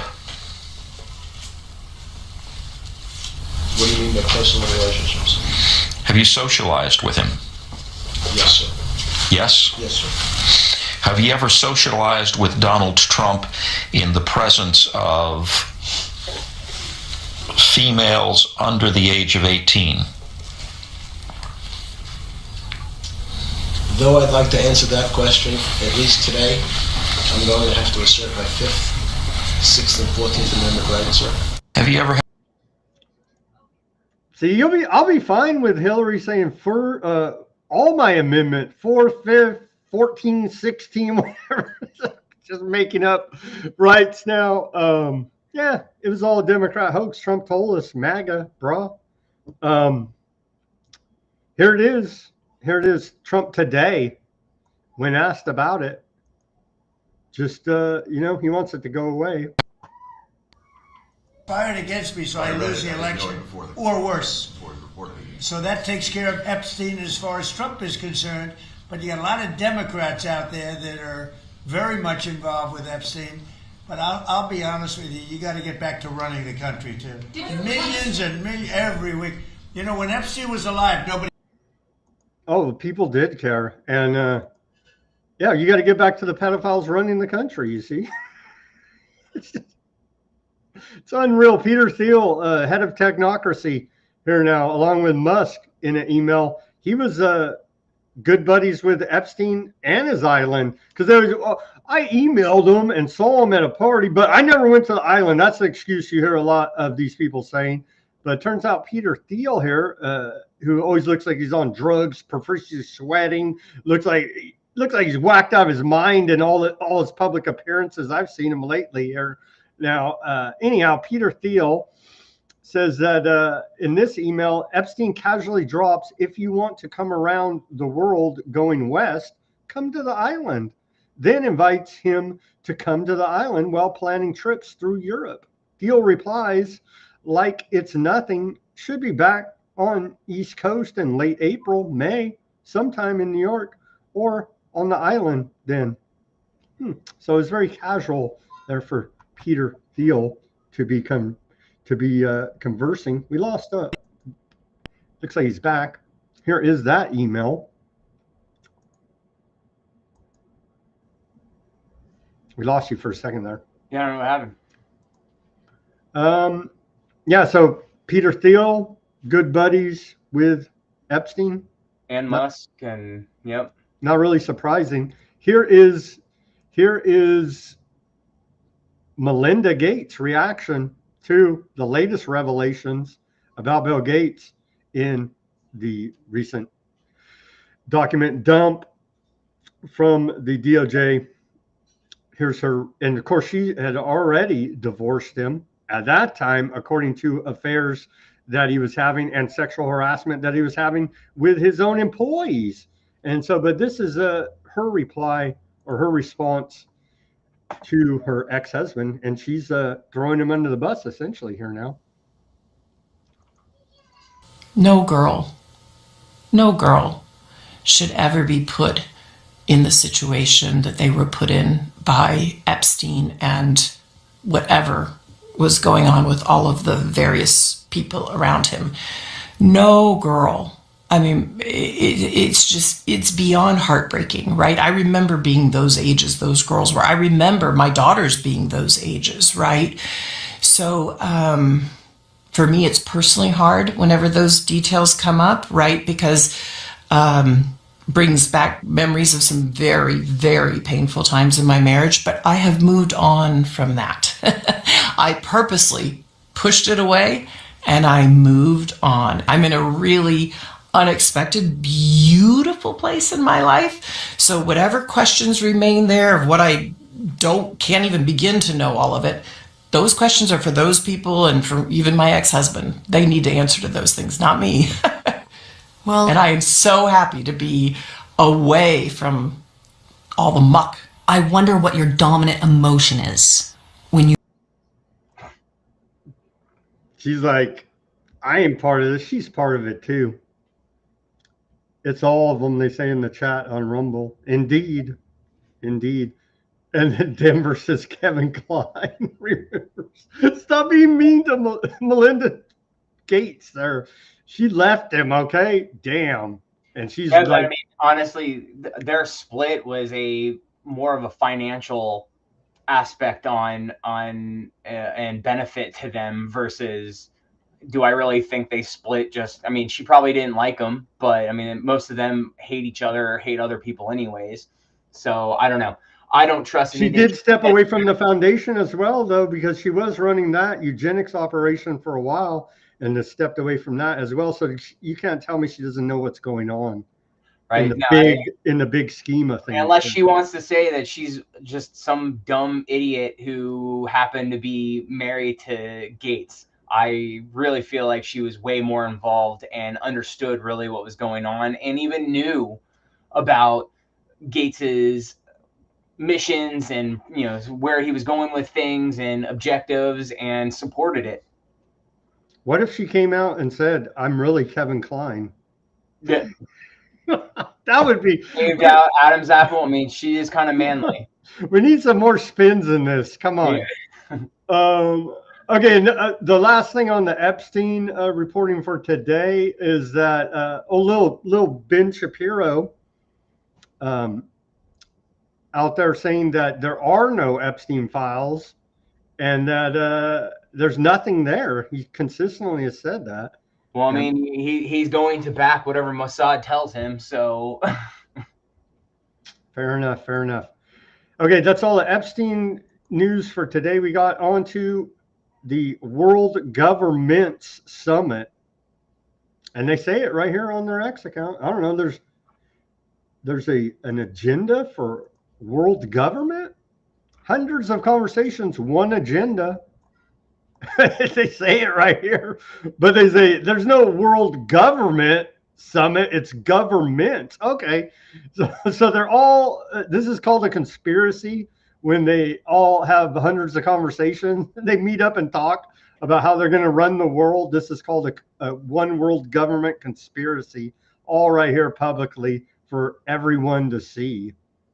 And so this is your one world government conspiracy. They're literally having meetings called World Government Summit going on day one today. Jeffrey? I mean, it's just the par for the course. I mean, the World Economic Forum, the UN, what they're doing, it's all tied together. Our future is already mapped out, and what the plans are and things like that. And I believe that we're going to witness over the next 10 years a drastically massive change and increase in culture and just how humanity runs or has been running to meet the timelines that have already been projected and that they've been working on for decades. I mean, look at the Georgia Guidestones that someone blew up that they never figured out who. And it told and dictated exactly the plans for some of these things. You know, 500 million people in perpetual balance with nature worldwide. And so, I mean, you're talking, what, 7.5 billion people that need to somehow drop off the face of the earth. I don't think that they have to actually kill all those people and get rid of them. Because in my book, and if anyone's followed me for a long enough time, you'll see that I've spoken about what they call a natural age ender, and that there is a 6,000, 12,000 year cycles that happen, and that we're actually between like 2035 and 2050, we're actually going to run into the 12,000 year cycle. And when that happens, there's always a massive die-off that occurs. And it's the reason why it's happening is that our solar system is going to pass through the current sheet of the galaxy, which is going to trigger the sun to basically micronova. And it's also what's driving our magnetic poles flipping. And that always comes with an excursion and a die-off of a population of humanity or whatever else is currently, you know, populating Earth at the time. And the people know this, the government knows it, that it's coming, and everything we're witnessing is starting to gear us towards for this main event. And so that's why you're starting to see it happening now, is because we're approaching this event. Is that why the tech bros are building their bunkers? It's not to protect them from AI, from the backlash, because they try to say, oh, there's going to be a big backlash because AI is taking everybody's jobs, and the tech bros don't want to face that backlash, so now they're building their bunkers to keep them safe. But that's all. They know something's coming, that they need it, and they have the funds to try to build a way to save themselves or whoever else that they want to save. And the thing is that the U.S. since the 40s and 50s have been building underground facilities and highway systems and cities throughout the U.S. In Denver, things like that, and have been building all of this stuff. And initially they used it as, we're going to face nuclear war. And that's why we need these things. But that's not what it's going to be used for. Because if it was for nuclear war and that was still the case, we absolutely would know where our vault door is and the closest place to go run to for some type of nuclear fallout. Because again, when that happens, if it ever did happen, and nuclear attack, you're talking minutes 20 minutes tops, less than that, of actually warning to get somewhere. So these underground facilities aren't for something like that. It's because we have this natural event that we cannot stop, and that it is coming, and that's what these things are going to be used for. I don't think that it's going to be used for the American public, because the American public has the idea about freedom and stuff like that. While Asian cultures, specifically like China culture and stuff like that, they love the idea of being under authority and following the rules, and it's just a different mentality. And so I believe those are the people that will actually make up the majority of these facilities when whatever happens, and they're only going to save the people they want. They're telling Jeffrey, they're telling us as much here. World Government Summit says, quote, geopolitical power is shifting and the conventional trust on multilateral systems is eroding fast, triggering a state of uncertainty. And it's all by design. It's controlled chaos and controlled collapse. And it's to get us to that mentality of owning nothing and being happy and just being a part of whatever slave system they want and moving forward. And again, this is all getting people accustomed to what's going on. And again, from where we are today to get to that point, a massive amount of changes has to occur. But it's not that far off. I mean, look what happened with COVID. How people lost their mind. Now do something real that actually takes out a chunk of the population around the world, and everyone is going to fall in line, or 99.99% of the people. What do you think of this? We got a comment from Denver. He says, I wonder if the elevated UVs have to do with our position in the galactic cycle. What do you think about that? Say that one more time. He said, I wonder if the elevated UVs have, what is that, ultraviolet radiation, right? Yep. Have to do with our position in the galactic cycle. It does. So, and it really depends. So right now we're still in this cloud of dust that helps protect us from cosmic rays, and we're getting to close to what they call like this cosmic bubble. And it's where there's not a lot of dust around, and we're going to enter that. And so we'll get hit more with cosmic rays. Oh, since the 90s, our magnetic shield has dropped by more than 20% in strength. At some point, it's going to collapse, and that's when things get really crazy, and lots of people will die. Earthquakes, tsunamis, all across the world, and it's all being driven by this electromagnetic event of us passing through this current sheet of the galaxy. So our position really does matter in the basis of where we are in the stars, but people aren't looking at that. And another more anecdotal evidence to these changes is that all of the planets in our solar system are also going through massive changes without humanity being there to cause them. So right now we have, it's climate change, it's man-made, and it's all of that, but that's not true. CO2 is not the driver. Humans is not the driver of climate change. It's being driven because we are getting closer to this event. And it's all electromagnetic changes that are occurring. And that's what we're seeing. We're going to start seeing storms become more intense, more chaotic, like snow during the winter or snow during the summer, massive heat waves during the wintertime. You're going to see fluctuations like that. But the problem is that a lot of people are going to focus on things like HAARP. And they're going to focus on it. It's the government causing it. And I'm like, no, it's a natural thing that's occurring. HAARP is actually psyops, and they actually don't control the weather. It is all bullshit. And but most people don't see that. And a lot of conspiracy theorists love to tie into, no, the government is absolutely doing it. And I'm like, no, but are they? You really have to look at the evidence and the information around it. And HAARP is not controlling things. They can alter and cause like auroras, in the middle, like right above the station in Alaska, but they're not causing auroras down to the equator. When that happens, it's because our magnetic shield is dropping, and Earth is not protecting us from all that electromagnetic energy entering. And that's why we're seeing these record-breaking auroras happening more and more often. It's because our shield is dropping in strength. And at some point, it's going to hit that tipping point, and things are going to get super chaotic. More from World Government Summit. Bjorn Alkholm, president and CEO of Ericsson Group, said, We think of the future world, everything will literally be connected. Everything that can be connected will be connected. And not only that, we will actually start to add connectivity. So think about how future AI models will rely on more sensor data. We will have sensors everywhere. And when you start to put that together, you need the full connectivity fabric. Yep, that the whole Neuralink that Musk is pushing and things like that, and it's all going to be part of this AI controlled ecosystem that they want everyone connected to.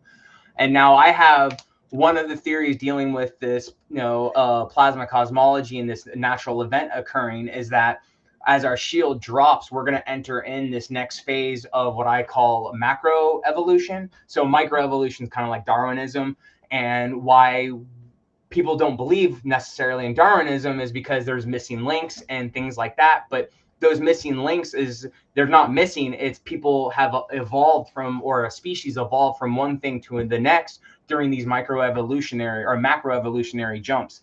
Now, as our magnetic shield drops, the radiation will come down further and alter our DNA and cause us to evolve into something else. I believe that they are going to be using this transhumanism push to try to get us to evolve to be able to adapt more to the synthetic beings and get more interconnected with AI, because that's what they're struggling with right now, is that you have synthetic versus natural and it doesn't quite compute together. And so I believe that that is one experiment that they're working on as our shield drops. In comes transhumanism. You have Mac over here on the YouTube says the Hadley cell breakdown is probably caused by CO2. You know anything about that? I don't know. Let me look up what Hadley. Okay, while you're doing that, 6G is approaching. Yep. 6G, and that may be one of these bird flus or cause respiratory as well. Every time a new one of these big technologies comes online with the electromagnetic frequencies, people get sick. And so now 6G is approaching. We can start to talk about everything being connected. That is what's going to happen with 6G. Yep. And it's just going to get more. I mean, Trump already nationalized the 5G.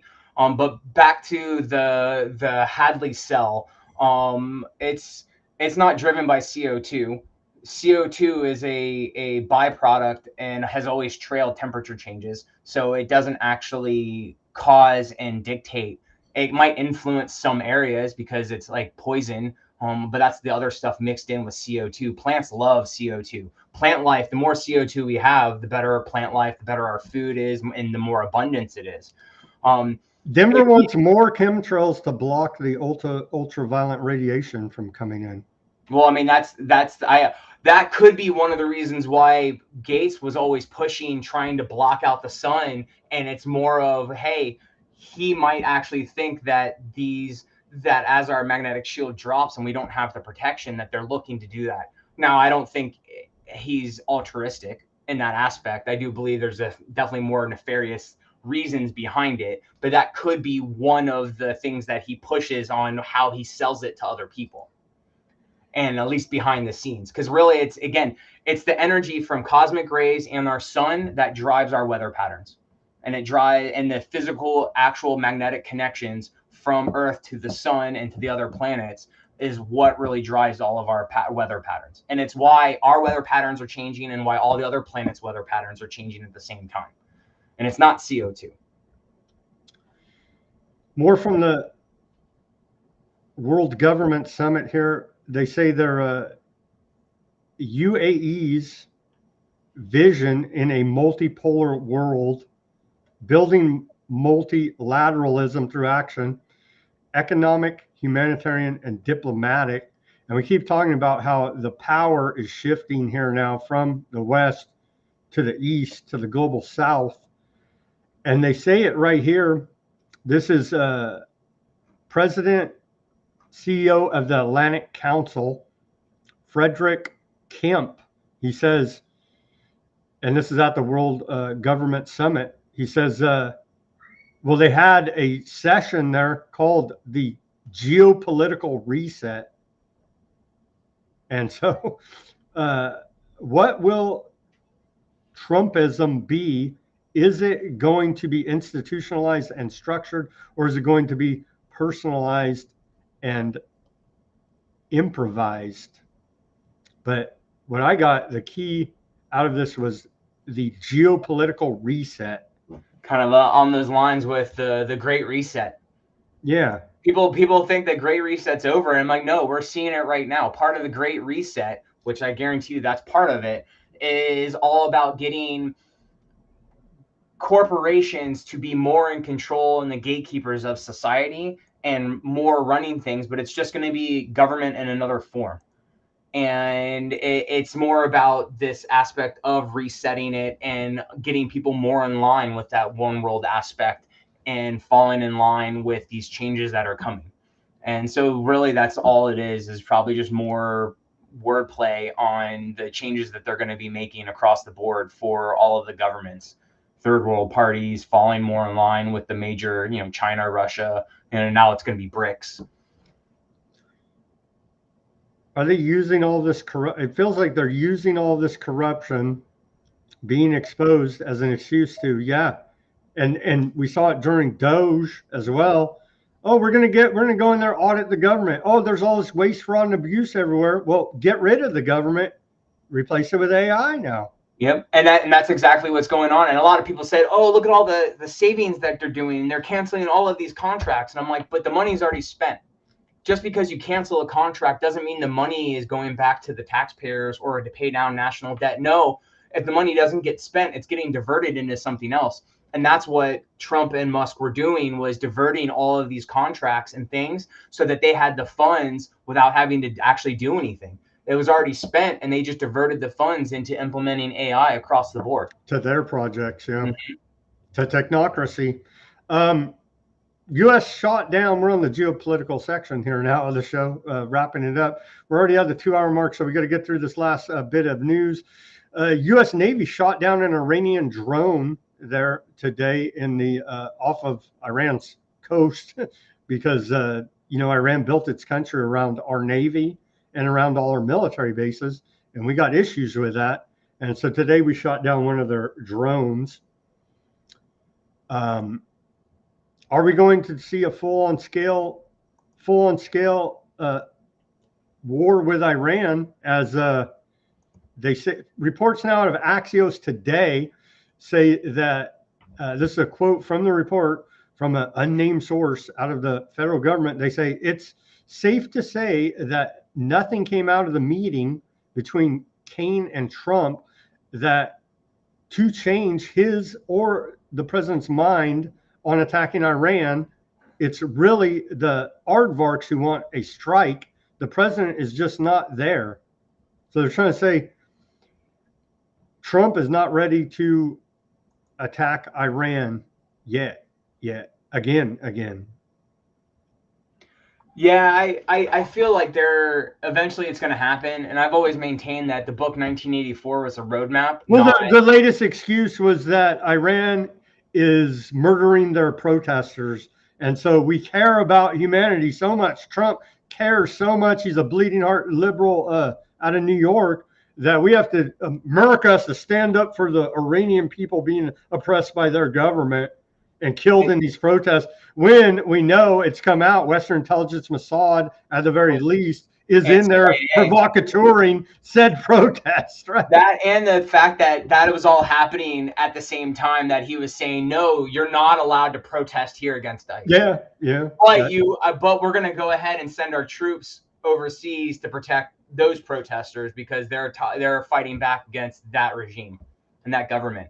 But I mean, I look at it and the reason I brought up 1984 is that it's all just for show. Yeah, people are going to die. It's really there, but I don't believe that it's this level of hatred is really focused on Iran or, between Israel and Iran or anything like that, that I think it's all for show. Because that the Jesuits and the, I forget which one, some of one of those, like the Jesuits or not the Freemasons, but one of those groups. It originally started in Iran, and their buildings are still there and still running in one of the temples. And I remember looking it up and being like, oh, that's quite interesting that it's spread around. So the fact that they're there, it just tells me that it's all bullshit. It's all political theater, and it's all just to keep people distracted while these changes are starting to ram at us. Because if they came out and said, hey, there's a chance by 2035, 2050, somewhere around there, our sun could go cataclysmic and we might face with some type of Armageddon, type of scenario, no one's going to put up with all of this bullshit. They're going to look, how do we survive? How can we, it's deep underground or up in the hills, up in the mountains. That's how you survive. And that's how humanity survived in the past. But no one knows about that because they're all focused on this bullshit that the government keeps pushing forward. And I mean, and I get it. It's that shiny object, and people have a hard time, doing that. But Denver says that the guest research totally lines up with my worst hypothesis. Well, you seem very optimistic about the future, both you gentlemen. Okay, continuing in the last. Well, thankfully, Trump's going after Harvard over antiseptic allegations. He's suing Harvard for $1 billion here. Yeah. I mean, even though that's the core CIA hub for finding people to incorporate into the CIA, again, it's just all bullshit. And it's not like the Harvard would be paying it. Somehow, I guarantee taxpayers would be footing the bill. So the genocide, well, Trump told us the first time in 3,000 years there's peace in the Middle East. We have the peace board. And so everything's rosy over there in West Asia. But turns out the genocide continues. As they continue to report, they're stacking Palestinian bodies every day. 3 more in the last 24 hours reported dead. All that land. They need all that ocean front, beach property so that Trump and his kids can build their utopia, 15-minute cities there. That's what they proposed. That's what Jared Kushner proposed last week at the Peace Board in a nice PowerPoint presentation. And Witkoff proposed 2 weeks ago a technocratic governance structure for Gaza. And so they're telling us their plans. If anybody would listen, stop believing their lies, you got to read between the lines, and they tell us exactly what they're doing. 3 dead Palestinians in the last 24 hours there in the Gaza Strip, 15 injured. And so the heavy artillery fire reported all around the yellow line they're now in, pushing them into the sea. And so the genocide there continues. And Hamas, or the Palestinians, I guess it's Hamas, they're allegedly in control of the Palestinians. They turned over all their bodies as part of phase 1 of the ceasefire. Aardvark land is still withholding 766 Palestinian bodies in their morgues, not following through with their half of the ceasefire, just to show you a little bit about the hypocrisy going on there. Yeah, and it's interesting that there's people that will support one side because Hamas and is evil and whatnot, and I'm like, but it shouldn't be complicated to actually stand against both. That there is absolutely innocent people there that should not be murdered or bombed, and that they are just happen to be born in an area that's being controlled by psychopaths and that are being bombed by other psychopaths. And so I feel bad for the innocent people, women, children. I mean, even some of the men that are just, hey, they might just be some cook or something. That's all they want to do. And they have to live in this type of environment. And so I feel bad for them. And I'm like, but I mean, what are you going to do? It's like, we can't stop our government because it's beyond us. We just funded them again. I saw a report, $3.3 billion. The threes again, 3.3 billion over there for more genocide funding. Gaza Technocratic Committee logo swap sparks anger from aardvarks, and so they took and put their logo here over the top of and so we can't have this logo. And right. So I'm like, they need to show, is that a updated view of what Gaza will look like, or is that like a picture of what it used to look No, like? this is before the Okay. genocide. Because I was going to say, I was like, it definitely is not that anymore. No, now it's an apocalyptic wasteland. Yep. But yeah, that's before, I believe, or maybe it's just a rendering. It's hard to tell from that image. But Aardvark Land will not accept the use of the Palestinian Authority symbol. They've said, we're erasing you guys. Like, you're done, you're done, you're done. You'll be forgotten from history because we're genociding everyone and literally turning everything that is linked to you into rubble. So they're upset about that, changing of the logo.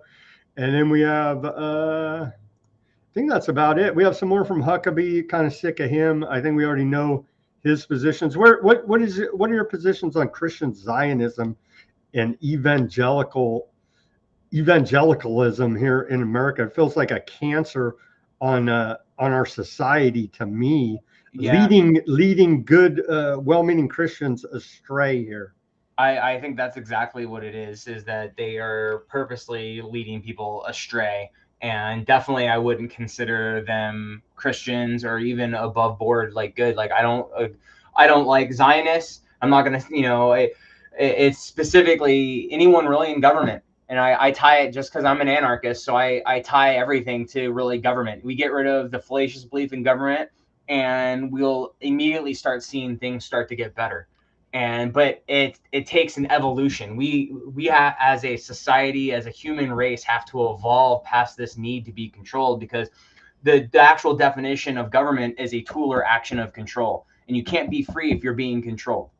And right now, the people controlling us are satanic, child murdering, cannibalistic, psychopath, and sociopaths. And I'm like, and that's what government attracts. That's the type of people it attracts. The majority of people. Are we in the apocalypse? And doesn't the apocalypse just mean the veils being lifted? I think that's the case. I think it gets more chaotic and more things are going to happen to make it really in there. But we are in that end times manifest, because like, again, hindsight 2020, go 100 years, 500 years into the future, and you look back on this time and you're like, famine, death, disease, pestilence, like all across the board, evil people. And you were like, oh yeah, that was definitely end times, biblical times. And I believe that's where we're now entering more of that peak aspect as we get towards this, what I call that natural age ender. And that's going to be the peak of this whole thing. And then we'll start to settle down to whatever utopia that they've already outlined for us. Which is total slavery, probably with brain chips. Oh, yep. With brain chips inserted. Or Neuralink, just to control your behavior. At birth, yeah. You thought the Hep B shot was bad at birth? Wait till you got a brain chip mandated at birth. Right? Yeah. It's definitely going to get interesting, that's for sure. I don't know if I'll survive this event coming, but I'm definitely going to be here to witness it. Will you make it to the FEMA camp? What do you think? Hell no. No? I'm already in my bug out home. I'm not leaving. I'm riding with Jerry Nadler to the FEMA camp. How you like that? Oh man. Okay, I think that's all we got today. Let's plug your stuff one more time. How people can reach you. All right. So my name's Jeffrey Han. I run Journalistic Revolution, journalisticrevolution.com.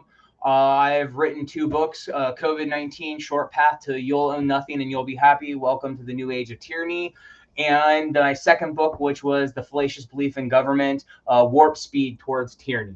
Both of those pretty much outline everything we're seeing today. The Epstein drop just confirmed pretty much most of the stuff that I had in my first book.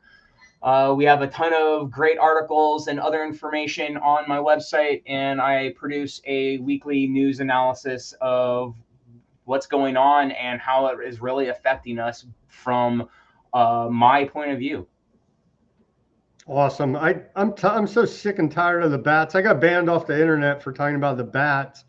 So I'm really digging this one, the fallacious belief in government. I think we talked about it the last time. Yeah, that's why you had me on the first time, was because I had just came out with my book. Everybody get a copy of Jeffrey's book here. It's available in ebook, audiobook, or paperback. My first book is also available in hardcover. If you want any signed copies, just reach out to me. I got copies. I have no problem sending them to you. But like I said, they're also in ebook and audiobook if you prefer. And it's better if people buy from you directly or through Amazon. What's the best way? I mean, it's faster through Amazon, but if you buy through directly, it's better for me, and I can also sign it. So there you go. You get a signed copy, and Jeffrey gets a little bit more profit margin there. And Amazon Bezos, who saved us, saved the world somehow, he doesn't get a cut that way. Right. All right. Awesome. Thank you very much, Jeffrey, for all your work. And remember, I really appreciate it. Remember to check out his weekly, and I try to share them whenever you send them to me. So be sure to check out his weekly report, news wrap up for the week over there at journalisticrevolution.com. Awesome. Thank you very much. It seems like the chat is enjoying it. Thank you guys out there. Lies That Bind, Chloe and Karen. Thank you guys for tuning in. We're gonna have to come up with a plan. What do we do to survive this whole shifting of the magnetic fields and all this? We'll have to take a deep dive in that, and we'll have you back here sooner than later, Jeffrey. Hopefully. Sounds good. Just let me know. I'm always available, unless I try to be. All right, awesome, man. Thank you again for coming on this Tuesday, February 3rd. Taxation is Theft Day. It was perfect. That was my very first article I ever wrote, was why taxation is theft. Well, it was allegedly ratified on this day in 1913, but there's a lot out there that says it was never properly ratified. That's your 16th Amendment by all the states, as is constitutionally required. And so in my mind, it's still not legitimate. But it doesn't matter.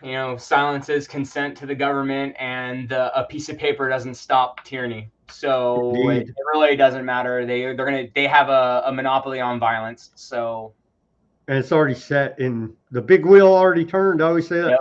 You could say it's fake, whatever, about anything, and it's like once that big wheel turns, too late. It's a done deal. Yep. And so that already happened in 1913. So a little bit late into the game here, coming to these realizations. But let's just go to the chats quickly here on the Odysee, because everybody's not integrated. Over on the Odysee, we have John. He says, you misspoke when you said the rest of the world hates us for what we have done to them. You and I had nothing to do with any of the immoral, illegal, or unethical offenses of the U.S. government. Well, thank you, John. Yeah, that's true. I didn't have anything to do with it. Honestly, I've been railing against it ever since I said, hey, this is too corrupt for even me. We need to probably, speak out against it while we can. It was Heck 293 was that flavor enhancer that Pepsi was using in their products to get you addicted to them. Let's see, human embryonic kidney. Yeah, that's some bad stuff. John was the only one in the chat on the Odysee today, but thank you for helping supplement my scrambled brain over here. Plotting to kill the Goy. They can kill us with the radiation from all the cell towers they have erected, and symptoms are identical to flu. The scares about Ebola, other diseases, they can simulate with RF radiation. Indeed.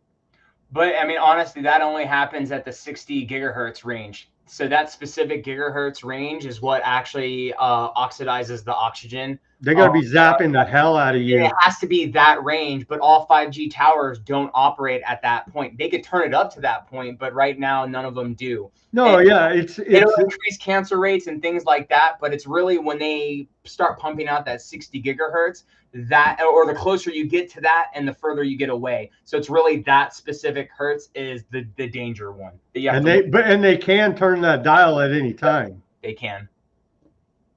So weaponized cell phone towers in your neighborhood. Yep. But hey, it was a bat or a bird That's what I blame it on. At least we have fast internet on our phone. At least you can, you can make your dirty images on Gronk there, Right. and help get Elon Musk rated in France.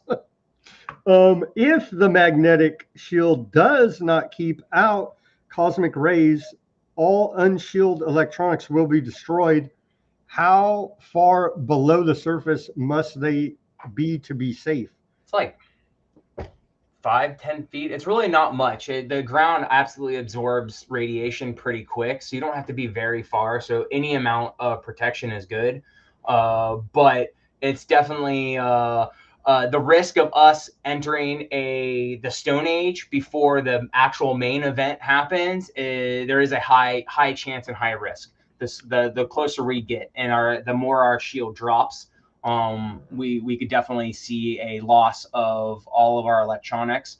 And of course, they'll just blame it on like an EMP. Well, they call it a Carrington event, right? They call it a Carrington event. Oh, yeah. So, and this whole process actually of the magnetic shield reversal started with the Carrington event in the late 1800s. That actually is what started our magnetic reversal. And so we're still in that process, and it's exponentially getting faster and faster right now. So we're definitely getting towards that end period of things are going to happen, and the risk of us getting sent back to the Stone Age is very real. John said, we don't know who owns the voting machines, but we can guess their ethnicity. No, John, no, it's not a big aardvark conspiracy. It kind of is, but we've been documenting on it. Well, they're a big part of it, at least. I don't believe they're the only group, but they're a big group, and they're definitely part of it. And as we document here at Weaponized News, they have meetings like on a weekly basis, probably a daily basis. And so there is a giant conspiracy of these people meeting and figuring out plans. Last thing before I let you go here, Jeffrey. Have you seen the last few weeks, the Department of War has openly admitted directed energy weapons here now, which is you're a kook for years. They supposedly used it on Venezuela, and why they were able to go in and snatch them so easily. It's possible they had some type of microwave. But way more than that, I'm saying direct statements from the Department of War where they're saying, yes, we have directed energy weapons. Well, I mean, if you look at them, they do have them. The problem is that it requires a lot of power to use. And that's why they have massive ships with giant rail guns almost that can do it. And it's because they have such power on the ships itself. They don't have them small enough where they can't be in the air, and they can't have them on someone's person. So and then you have to go, is it psyops? Is it a straight lie? Because like the Star Wars program, when they bankrupted the USSR, and they said, hey, we're developing all of these tools and these weapons, and so the USSR, spent so much money trying to find ways to combat it, but it was a straight lie. And so you have to understand that that's also a possibility, is that this is just a lie to convince and distract people and to cause other enemies to either fall in line going, oh, you know what, if you could just use that to take us out, you know what, we might not fight back right away because we want to maintain our power. Or start the directed energy. Or they do have it. So it's kind of like one or the other. I'm like, it could go either way. Directed energy weapons arms race now. Yeah. And and again, they are making them. So now it's just talking about how do you scale it down. And the biggest thing is about power, and how do you generate the power to cause that to happen.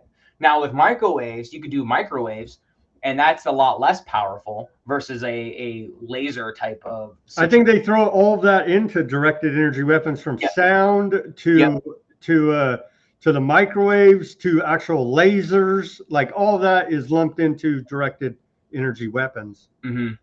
Yeah, so it's very, very possible that they have some type of new tech that they can drop people. I believe it's old. They've been using it on protesters, the sound waves and stuff. I believe it's old, and they're just publicly announcing it. Very possible. Yeah. All right, Jeffrey. With that, we're going to wrap up this Tuesday edition of Weaponized News. As always, everybody do your own research. Peace, love, and freedom. Speak out and take action. Have a great rest of your Tuesday evening, and we'll see you back here on Wednesday for more Weaponized News. Thank you. Have a good one.